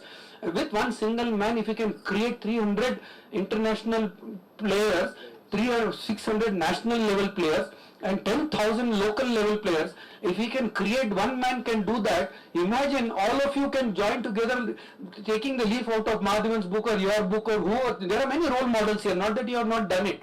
I am not knowing, just I use the 2 cases, there will be many. If you can create that impact in them, at least 1 hours of fitness, either you can give one model, okay, you just walk 5,000 steps and watch. Nowadays watches are available, how many calories you have burned. I keep myself being busy across the world. I have to travel 300 kilometers daily. At 63, from the age of 14 I have been working. I have never been tired till today. 3 hours of fitness I divide it into yoga, badminton, walking, and sometimes gym and core. 5 levels I create, and then this, what is that other called, Pilates. The 6 areas I manage, and I have seen Zumba. There is one more model, whether it's art or whether it is sports. In yogic sciences, if you can really pull them out, bring them into the yogic sciences of little bit of breathing, proper inhale, exhale 4 times a minute, I challenge you, you can beat anybody. 1 hour, the player will not be tired. In the court, he has to win because the person has to get irritated and win. So it is mind over matter, mental game. I play even mental game at till today, and I can beat minimum 80% of the state level players in badminton. So that is the power of mind. So all of you, if the students are not there in the academic, if the sports is now, NEP has given all the freedom to all of you. So you should be capable enough to modulate your courses and bring it into the curriculum, whether it is engineering also, to, minimum 100 marks paper. You should integrate interdisciplinary and transdisciplinary, and joint research can happen together. So it is on the business front, it is from the economy front, it is from the research front, it is from the subject point of view, it is from the can be on a geography point of view, can be history point of view, and that interest when the students collectively get, if you can extract work from the student 2,000 hours a year, 500 hours of their fitness and 1,500 hours of their academics, with your intervention, with your connecting with all the departments, if you take the initiative. When I was a small dealer in Delhi, I used to take the initiative to go to the department of production. Though I was a distributor, but I used to go deep down to the production and see what are the challenges and solve the problem. So if you can put in little efforts of yours, of little common thinking, I can tell you, every one of you are an entrepreneur and entrepreneur, and nothing wrong in creating wealth. A teacher has to retire with a $1 million bank balance. This is the only university in the world thinking of every teacher should have, before they retire, 1 million or 10 crores bank balance is required. Otherwise, after retirement, what will Madhavan get? 20 lakh rupees gratuity or 30 lakh rupees gratuity? ಅಷ್ಟೇ ಇಲ್ಲ, ಅவ்வளೋதான் கிடைக்கும். ಅದು ನೀವು loan ವಚ್ಚಾ students ಪೋಲ್ಚೆ ಒಣ್ಣೆ ಇಲ್ಲ ಕೈಲ for the sake of the country. So you should be entrepreneurial in nature, being with the organization, and you should interdisciplinary multitasking little bit here and there, and create a model with a group. You are good at this, you are a dietitian, one lady just left as a dietitian, one dietitian you have with you, you have one nutritionist, you have one psychologist, you have one psychologist or something, and make a group of 6 people and form a forum, and within that community there will be so many apartments and there will be so many people around you. Find the opportunities there. At the same time, your institution also is protected, your professorship also is protected. Saturdays, Sundays you have 6 hours a day. If you are able to harness yourself, 2,000 hours for you and 2,000 hours for the students, if you can extract the work, imagine the results will be miraculous in 10 years, which we are doing in Jain University. Our students are getting 80% and 85% marks with merit, not even copying, not even questions. Every sports student, and the sports is one thing, your physical is one thing, your coaches, one thing is that our mind over matter, when physical fitness is there, mental toughness is there. And when the mental toughness is there, I can see 400 pages of book I can read in 3 minutes. If I can teach all the subjects, my commerce teachers, my science teachers cannot fool me at all. When they talk about mechanical, I ask synchronous, what is meaning of synchronous in mechanical engineering, they don't even. PCBs, how to work out printed circuit boards, I tell them make a business of it. So every student has to earn at least their fees in our group. So we are setting up a model for the whole world over a period of time, 1 million to 3 million solopreneurs, business ideas, all of you are, we have got the data of yours with us. And all of your, I will go through the profiles through his department, through his team, and see, well, we invite you internet discussion through Zoom and all those things. That's not that conference and then we meet after 2 years. Common things first has to come. We'll create a framework and send you the questionnaire. See whether all of you can collaborate and create an ecosystem, minus government, minus institution. Institution will do their job, they will have their challenges, they will have their problems, government will have their problem. Let us look at the 140 crore population around us, and look at the school student, 25 crores children, and look at those 9 crore children who are studying in higher education and postgraduate, maybe some. So our gross enrollment ratio is not even 27% today, and we are asking about, so there are certifications, there are online, now for yogic, so for 1 lakh people we are giving certificates. The entire Polachi team came, that world center which Swamiji started. 2 lakh people we are giving certificate at 100 rupees. Now that was a motivation for them. So they did 150 hours of yoga practices. Now imagine that 150 hours for that 100 rupees certificate, Jain certificate, that motivated them to. So almost 10 lakh people are doing in the rural area. Imagine their mental fitness. So you don't require money for it. You require your personal interest. Your good intentions are very important in life. I can speak about all the subjects, but I just wanted to conclude. 2000 hours, so you have only 24 hours a day, 8,760 hours. Today only you would have got to know, if you calculate it is 8,760. Anybody has got calculator? You can calculate and tell me. You have 8,760 hours with you. 1/3 you go for sleep, 1/3 go for personal life, you have 1/3 2,920 hours. But none of the teaching community or student community or the corporate people, they don't even spend positively 500 hours a year. That means 2,500 hours. I am not even counting that sleep time of 8 hours. Normally 6 hours. According to Jaggi Vasudev, that Coimbatore man, what's his name? He says 3 hours only you have to sleep, but I say 6 to 7 hours you have to sleep. But not everybody can do that. And your breakfast, lunch, dinner, socialization, parties, movies, everything 8 hours a day. How much you will eat, how much you will talk, how much you will romance, how much you will enjoy. There should be a time for professional life also. That 8 hours, I am taking 6 hours. 6 hours into 365 days. If the university works for 180 days, 180 days is holidays. And 40 days is examination. 40% teachers take holidays, 15 days sick leave, this leave, medical leave, this leave, paternity leave, maternity leave, paternity leave, holiday leave, this leave, they also take. So end of the day, what is your productivity? Ask the question for yourself, you are responsible for yourself. Now we need not blame the world. I went to South American countries and changed the entire scenario there. At $10 I am giving 50 lakh children education. So we need to navigate the pathway. When you become the role model, Government of India will salute you, corporates will salute you, public will respect you, society will respect you, your family tree of 300 people they'll honor you. That is going to be the revelation for all of you, and within your own boundary. I'm not even saying you cross your boundary. 6 hours or 7 hours of planning of yours is in a yearly day, 2,000 hours of planning there. Ask yourself question. I can challenge all of you that your productive life also is not more than 800 hours. It is not there. Maybe for teachers it is 400 hours, for you it may be 800 hours. But that if you multiply into 3 times 2,000 hours of professional, I am not counting here. So this, if you can keep in mind, and I am trying to do 1 lakh hours of work in a day, that means I am extracting work from others. Shankar, one single man, how much of work he would have done, I can't even calculate that. He has done more than 600,800 years of work in 30 years. So that means you are not going to live after 70, 80 years. But he has done it in one life. So by the time he leaves, he should have done 10,000 years of work. Yeah, maybe 1 lakh years of work, and your life is only 8 hours productive. Also, if I take 6 hours of productive, after 30 years, 50 years, if you live positively till 80 years, after that you may live for another 20 years also. That 50 years of 6 hours is equal to 1,50,000, not even 90,000, 1 lakh years of life, professional life of yours. So if you network with 600 people, that 1 lakh hours becomes 6 lakh hours. So that networking is very important. So I'll conclude with 10 words. Keep that in mind. One is you are talented. I am also talented. He is also talented. Number 2, don't give up. Number 3, dream. Number 4, idea. Number 5, networking. Number 6, focus. Number 7, self-discipline. Number 8, number 7, focus. Number 8, self-discipline. Number 9, don't complicate things. Number 10, you are successful. So you can repeat with me. I am talented. I will not give up. I shall dream. I come out with ideas. I understand the power of networking. I will remain focused.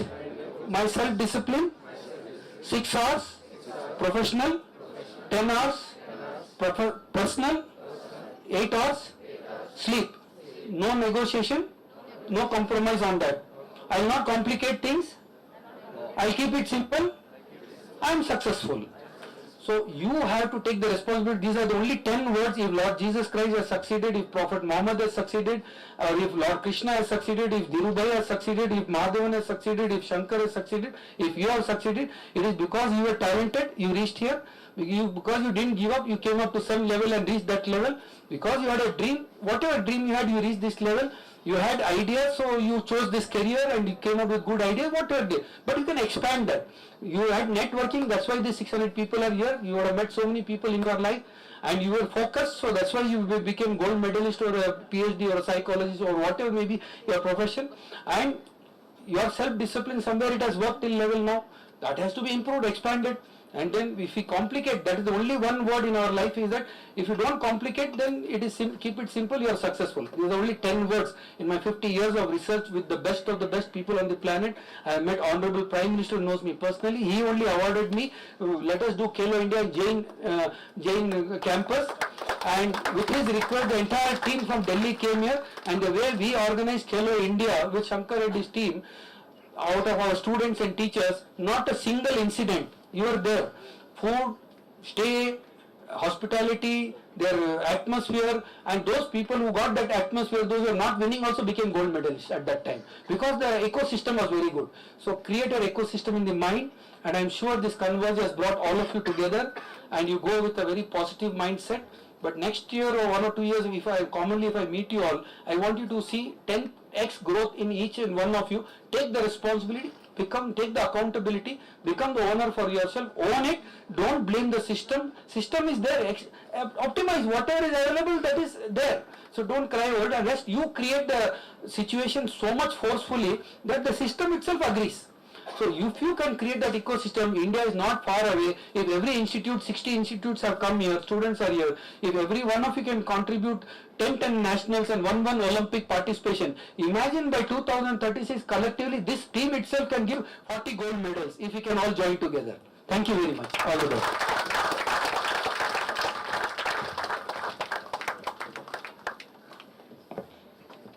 Thank you, sir, for your motivational words. Now comes the moment for which you all were waiting for. The Best Oral Presenter Award recognizes the most impactful and well-delivered research presentation that not only engaged the audience but also contributed significantly to their respective field. I request our Honorable Chancellor to kindly do the honors. For Physiotherapy and Public Health, the Best Oral Presenter is Ms. Sherwin was from Father Muller.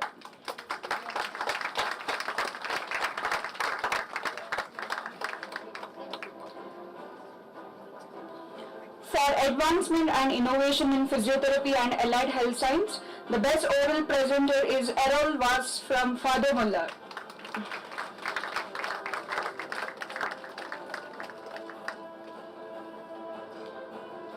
For Talent Identification and Development, the Best Oral Presenter is Chavang Lama from Annamalai University.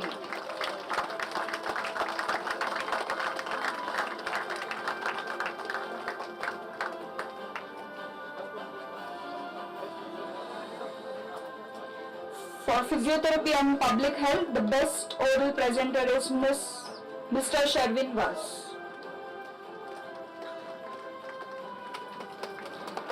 For transdisciplinary research in physiotherapy, physical education, sports science and allied health science, the best presenter is Sandeep Kumar from Jain University.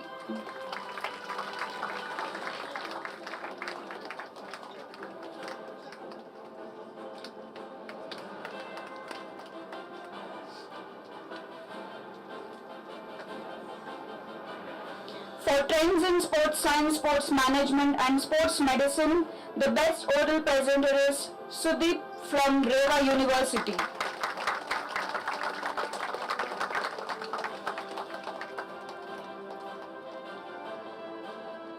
For inclusive physical education and athlete development, the best oral presenter is Taulin Kaur from Jain University.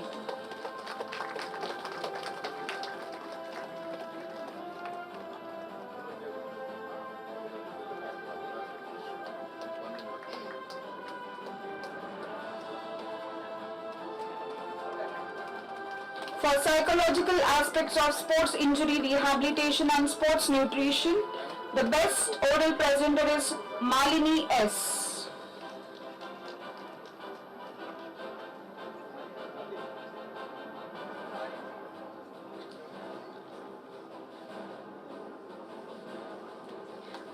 For new technology in sports and esports, the best oral presenter is Aryan from Reva University.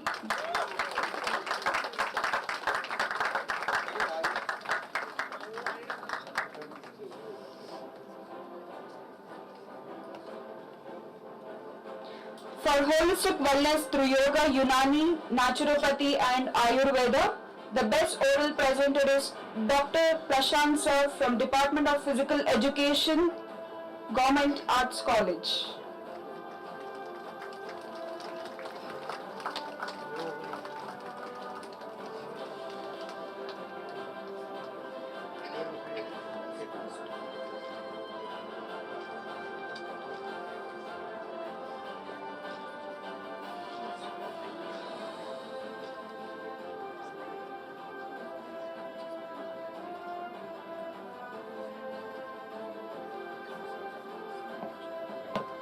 Thank you, sir.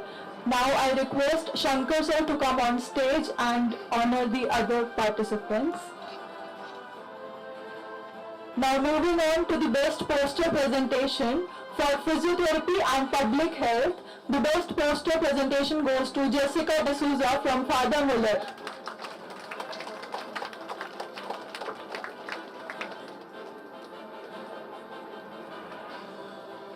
For alternative therapies, recovery, rehabilitation, the best poster presentation goes to M. Kathy from Garden City University.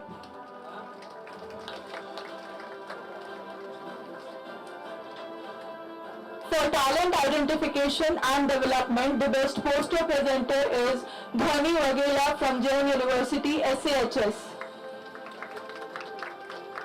For transdisciplinary research in physiotherapy, physical education, sports sciences and allied sciences, the best poster presentation goes to Dilipta from Jain University.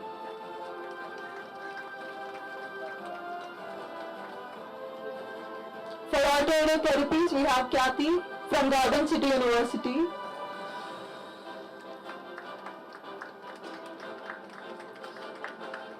For trends in sports sciences, the poster presentation goes to Kritika E.T.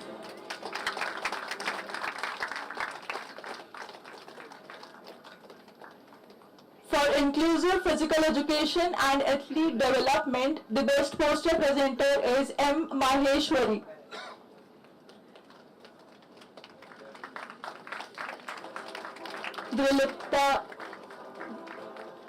For psychological aspects of sports injury rehabilitation and sports, the best poster presenter is Pearl Patel. For new technologies in sports and e-sports, the best presenter is Lucky from Jain University. For holistic wellness through yoga, Unani, naturopathy and Ayurveda, the best poster presenter is Sudarshan.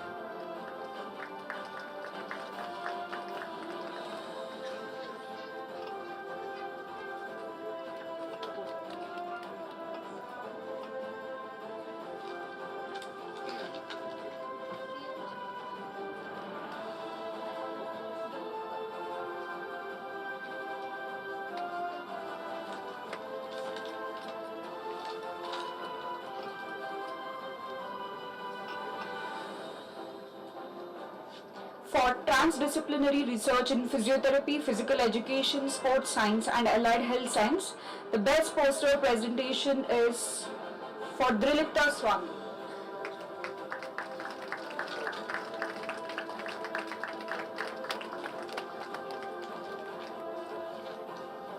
Thank you, sir. A special mention goes to Dr. Prem Shah, influencer whose insightful session on empowering innovation has truly inspired us all. Your expertise and thought leadership have sparked new ideas and encouraged groundbreaking discussion.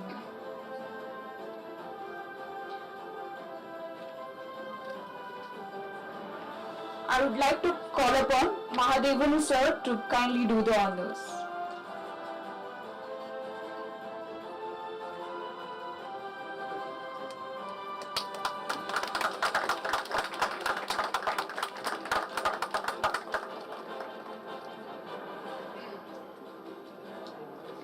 we also extend our heartfelt appreciation to Ms. Hina Nawaz, not only for delivering an impactful session, but also for her instrumental role in ensuring maximum participation. Your dedication and efforts have significantly enriched this event, making it a platform for learning, collaboration, and growth.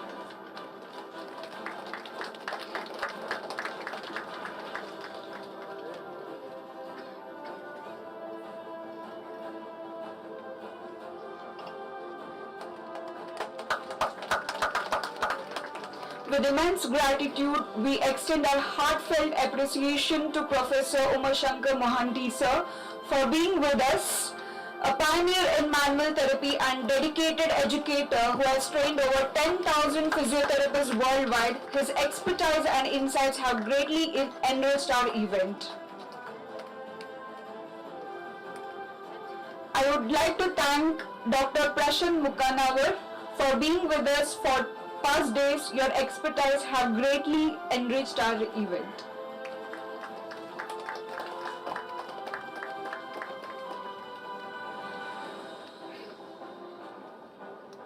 Next, I would like to call Dr. Yajuvendra Singh Rajput sir from the HOD of Department of Sports Management and Coaching.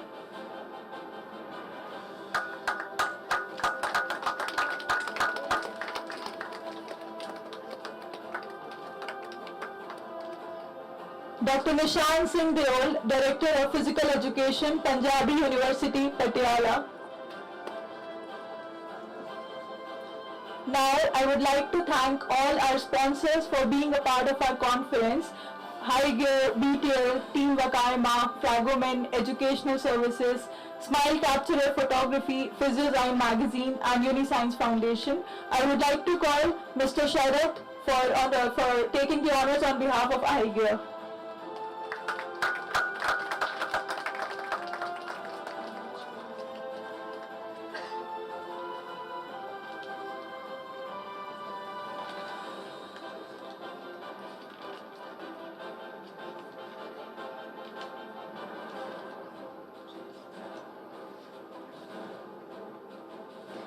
And now, the moment we have all been waiting for, the recipient of this year's Young Achiever Award goes to Joseph Kurian.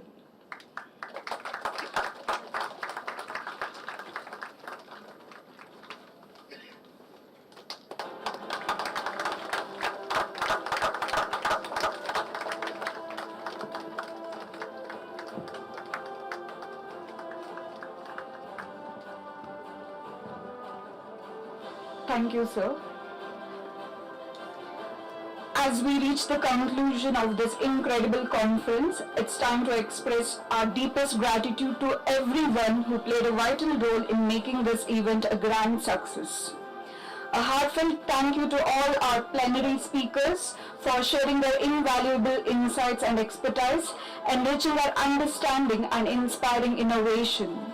To our session chairs and co-chairs, your guidance and moderation ensured thought-provoking discussion and meaningful exchanges throughout the session. We extend our sincere appreciation to the editorial board and scientific advisory board for their unwavering support in maintaining the highest academic and research standards. A special thanks to all our attendees for your enthusiastic participation, thought-provoking questions and contribution that made this event truly engaging. To the volunteers, your hard work behind the scenes made everything seamless, ensuring the success of this conference. Now, I would like to call Dr. Sridhar sir on stage to give a feedback for the last 2 days for Konverge.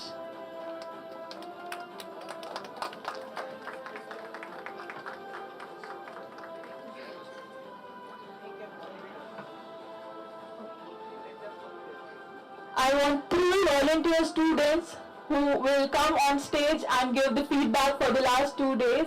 Along with that, 2 more people from faculty members are most welcome. I would request you to volunteer yourself.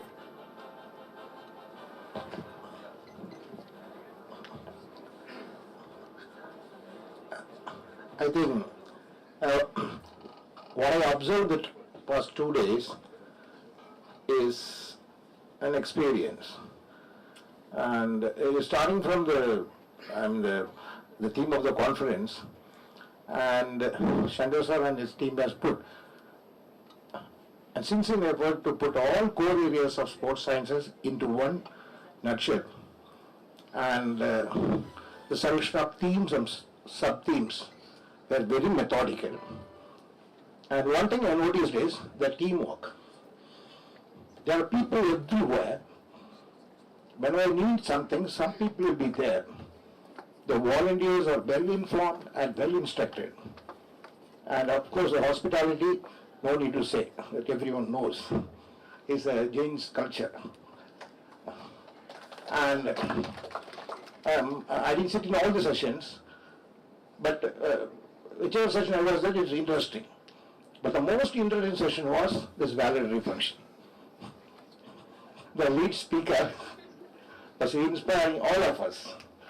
And that 20 minutes was excellent. And getting people together is a big task. There were 600 registrations were there, and there's almost 125 presentations.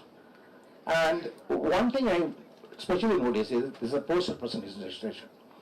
In most of the conferences, they don't pay much attention to that.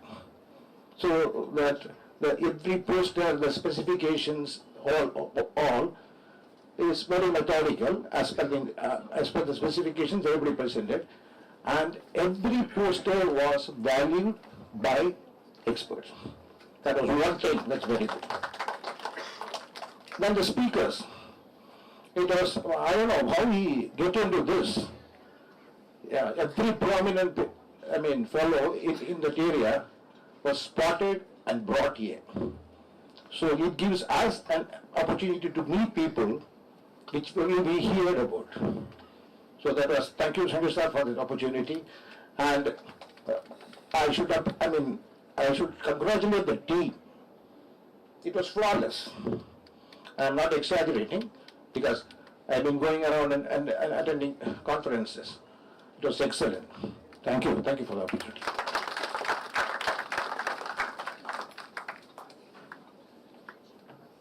Thank you, sir, for your kind feedback.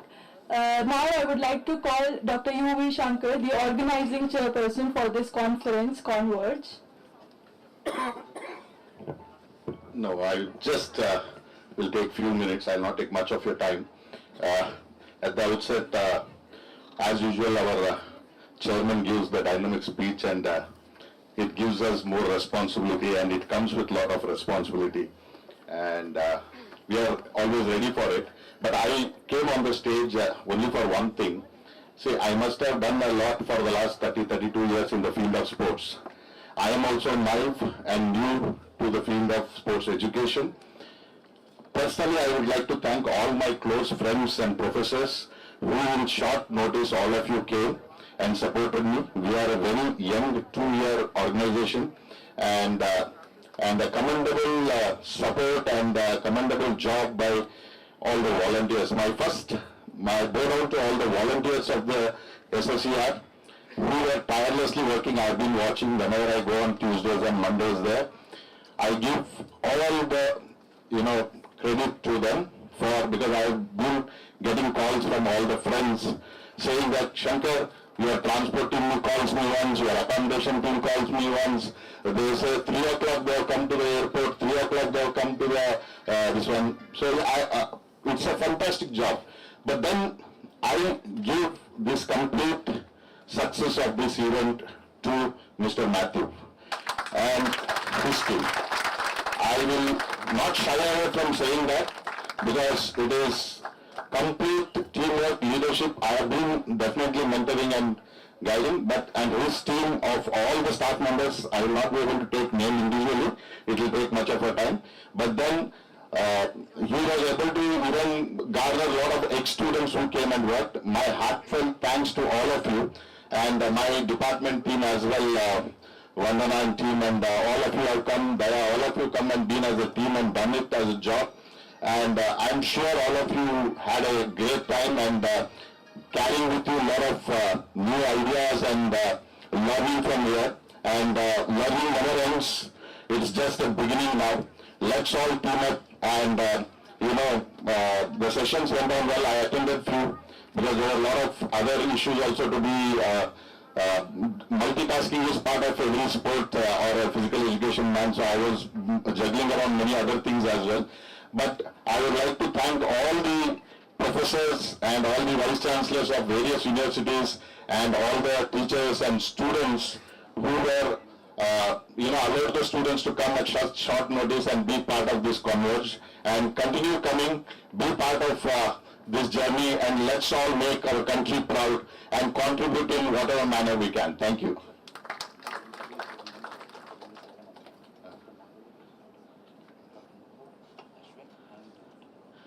Go one by one. I would like to thank all the staff members by name. That's what they have all worked as a team. So please raise your hand, Nagavani ma'am. She is part of the physiotherapy department. Nupur, part of the sports science and physiotherapy.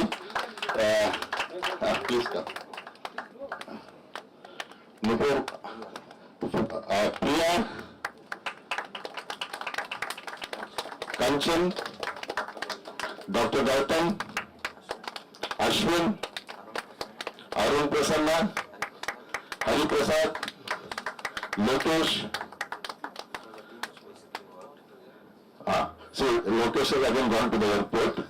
So he's been one guy who has been continuously working, and I would like to Mary, Shalini ma'am.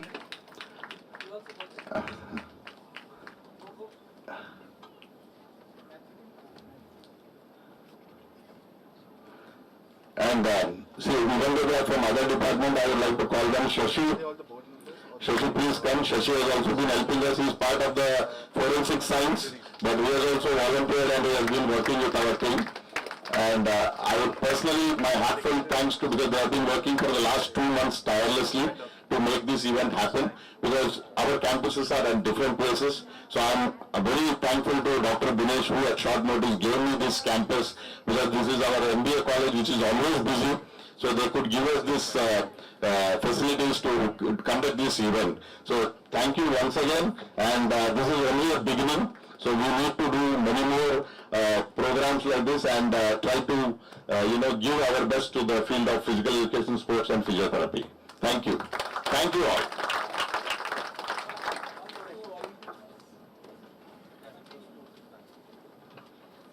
Thank you, sir. Now, I would like to call upon Dr. Hina Nawaz to share her feedback.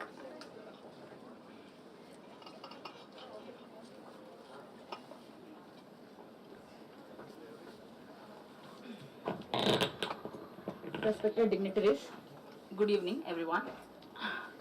Today, listening to Dr. Chandraj Roychand, I was very inspired. I could have listened to you more, but time availability is less. Second thing is, my journey to meet up with Jane is because of my, postpartum journey. I was at home for 5 months doing nothing. And later on, I came across Jane's poster because my mentor, Dr. Vakar Naqvi, shared on status that there is a workshop. And online workshops I have attended, but I wanted something offline after my postpartum, very depressed. Life was like, where I'm going. Then I thought I'll attend the workshop. I was the first one to, I remember I was the first one to register for his workshop, paying 1,500 rupees. And December, I think there was no registrations then. December, first day of his flyer, and I had registered. And he was the reason for me to collaborate with Jane, because I wanted my mentor to be known by everyone. That was the whole reason that I was fetching up people for this. There's no benefit as such in this long run. There's no monetary something, nothing. It was just to come out of postpartum and to help Jane. That's it. Because Nagavani was one of my known person through physiotherapy. So I was like, let's do this. I am, however, free at home, doing nothing, taking care of my kid. Professionally, I want to, get back to my profession. I want to have that thing back. I want to get back to my field. And that's when I was like, I will get people for you. I'll contact all the colleges from my end possible, all the Mangalore colleges, all Mysore, Shimoga, whatever could happen from my end. I met the principals by my side. I think I told her to send the flyers from her end, post me, so that wherever I go, because I used to travel. After 5 months of my postpartum, my husband said, depression is all gone, we have to travel. This is like, it is a fad. Sitting at home is not necessary. So my husband told, let's travel. So wherever we used to travel, I used to take the flyers of Jane. I used to go meet principals and I used to tell, send the interesting students. There is no compulsion. Please. Here we have 10 themes. In this, whoever is interested, please send them. I don't want any person who is sending with force and doing nothing here. And I think I have to thank even Srinivas University, Mangalore, Rishala ma'am, because she has contributed the maximum poster presentations, maximum students from her end. 75 students have come from her end. The other day I met her, 84. The numbers are less what I'm saying. The other day before coming to this conference, I met her in person and she was very happy. Being an alumni of that place and meeting her after 4 years with having one baby in hand and being pregnant was like, she was like, crazy, are you serious? Are you doing this? But I have come a long way. After being a mother, I think I've realized that I am way more stronger, way more capable. I can do many things what I definitely could not imagine before. What 10 years plan down the line I had thought, this I'll do 10 years later. I'm doing it today because my husband and my son has given me a lot of strength. And I totally want to inspire you people telling that nothing can be limiting you. Ultimately, everything is limitless. It's truly correct. Everything is mind game. For 5 months of postpartum depression, I have realized it is only mind game. Nothing is depression, nothing is anxiety, nothing is anything. You have to train your brain that way. It was fraction of few counseling sessions from my husband that changed me into normal. So it's a fad. All these words are fad. So please remember that through those 5 months of experience, how things happened that time, I was not myself, frankly speaking. And Jane actually helped me come through that because of professional opportunity. Might be getting students or getting into contact with people, but definitely I was not in plan of attending 2 days of conference also. I was only thinking of attending his workshop because it was half a day with 1-year kid. I was thinking it is impossible, but it is possible. Everything is just mind game. And thank you for organizing such a great workshop. And it was pleasant being here with all your support.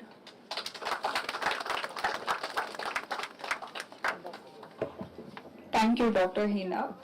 Now, I would like to call upon Sudeep to share his feedback.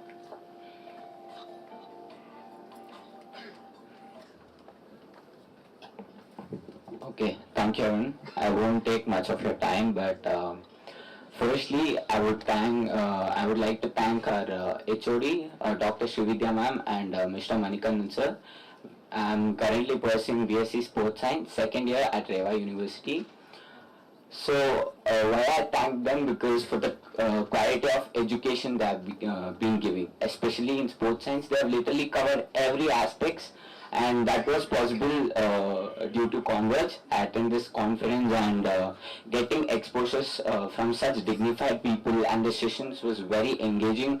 I got to learn so much as a BSc student, and that's a very big thing. Which actually gave us a lot of ideas for future research projects or college ideas, which is very important. And coming to the event and the conference, starting from the logo itself, it's been organized really well, and it's been a homely feeling. And I would like to thank Jane University and the conference and Konverge. And thank you so much. Looking forward for collaboration with our university as well. Thank you so much.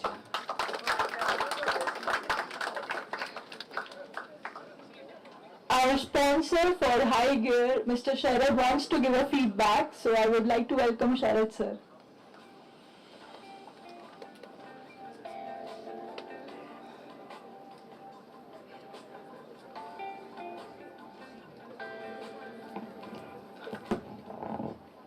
Hello everyone. firstly I want to say it's been an absolute pleasure to be a part of this national conference and address the gathering such inspiring and insightful people.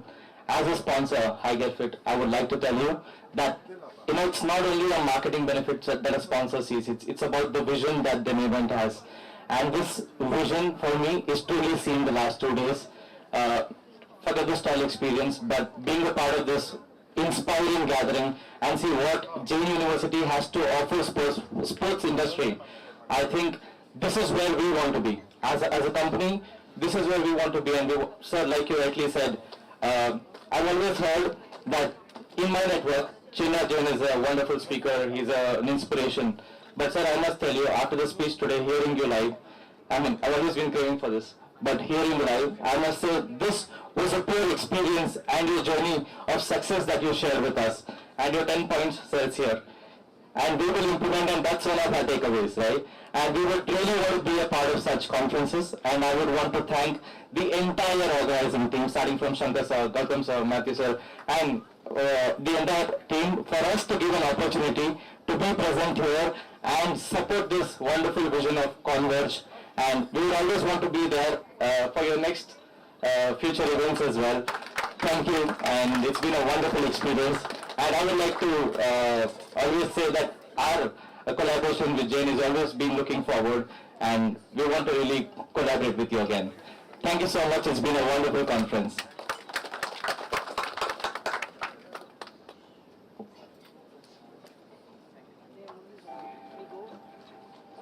Now I would like to call Manish to share his feedback.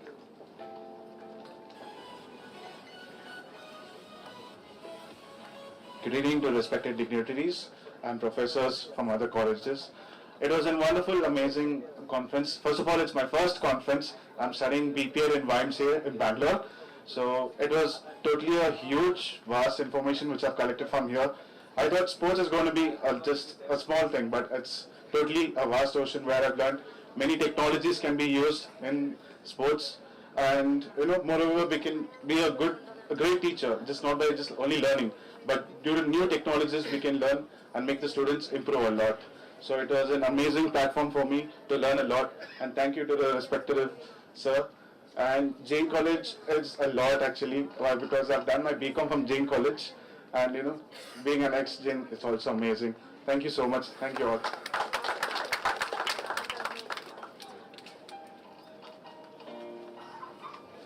I would like to call Nithya ma'am on stage.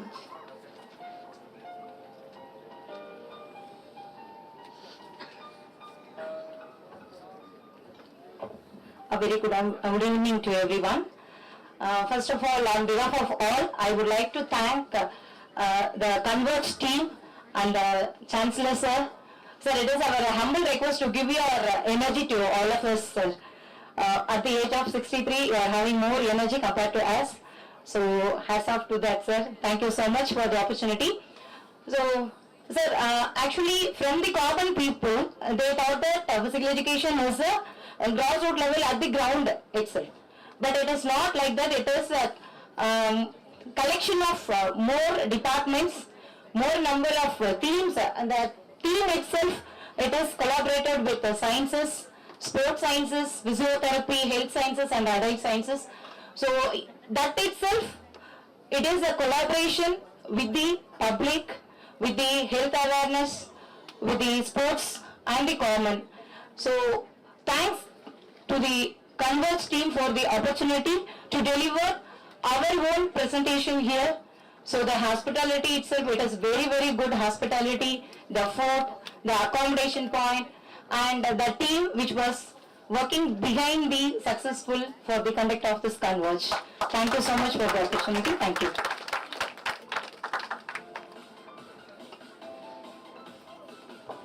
Thank you, ma'am. I would like to thank Sarika ma'am for being a part of Konverge 2025 for judging scientific session. Now I would like to call upon our Honorable Chancellor to do the honor.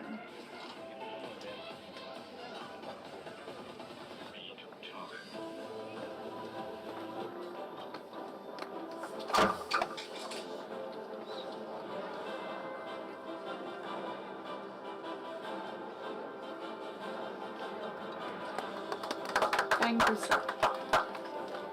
Now, I would like to call upon Dr. Wakar M. Naqvi to share his program. Sir, please.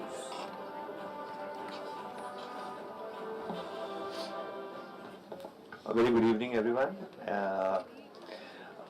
Sir, I came to Jain University in 2021 as a part of a delegate for international admissions. And I've been connected with Jain University, not into health sciences, but with international admission section with GT and all. And I've been seeing Jain, witnessing Jain from last 5 years, the growth, the number of international admissions and everything. Today I understood the reason behind the success. Thank you, sir. So, and I can really sense with your leadership skill, the motivation you feed with the peers and everyone, and having the experts from all the fraternity, you actually deserve the word Konverge. You are actually the role model for Konverge, how to make everything at one focal point. I would really like to congratulate Dr. Gautam, Dr. Priya, Dr. Nagavini, Dr. Shalini, Dr. Manisha ma'am, everyone. They did, sir, I have traveled conference to conference almost every month. I am in India. I don't stay, so I can. And 2 days was flawless. Everything was perfectly aligned, and we really hope to see a bigger international conference into future time. Thanks a lot for hosting me. Thanks a lot for welcoming me and wonderful hospitality. I really wish all the best for the institute and all the team. Thanks a lot. Thank you. Thank you, sir. Let's give a big round of applause to everyone who contributed to this remarkable event. With this, we officially conclude this conference, and we look forward to seeing you tomorrow for the post-conference event, a workshop on AI for researchers. Until then, thank you and have a wonderful evening. Thank you for being a part of Konverge.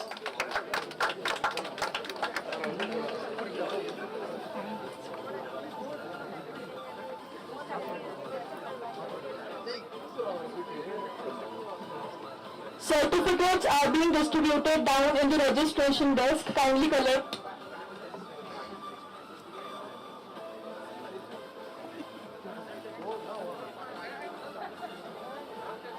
Participants who have presented oral and poster presentations, their certificates are available on first floor itself, and for attendees the certificate is down in the registration desk.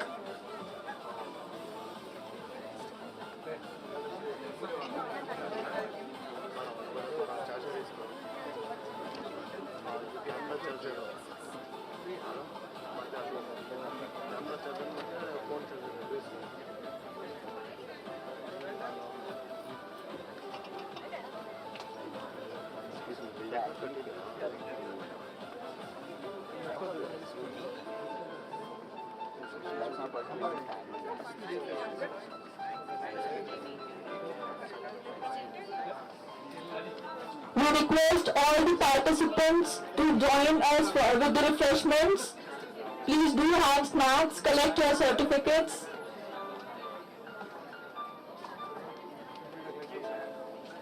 I repeat, you have to collect your attendee certificate from the registration desk, your conference oral and poster presentation certificates from the first floor. Do take refreshments and then leave. Thank you so much for joining.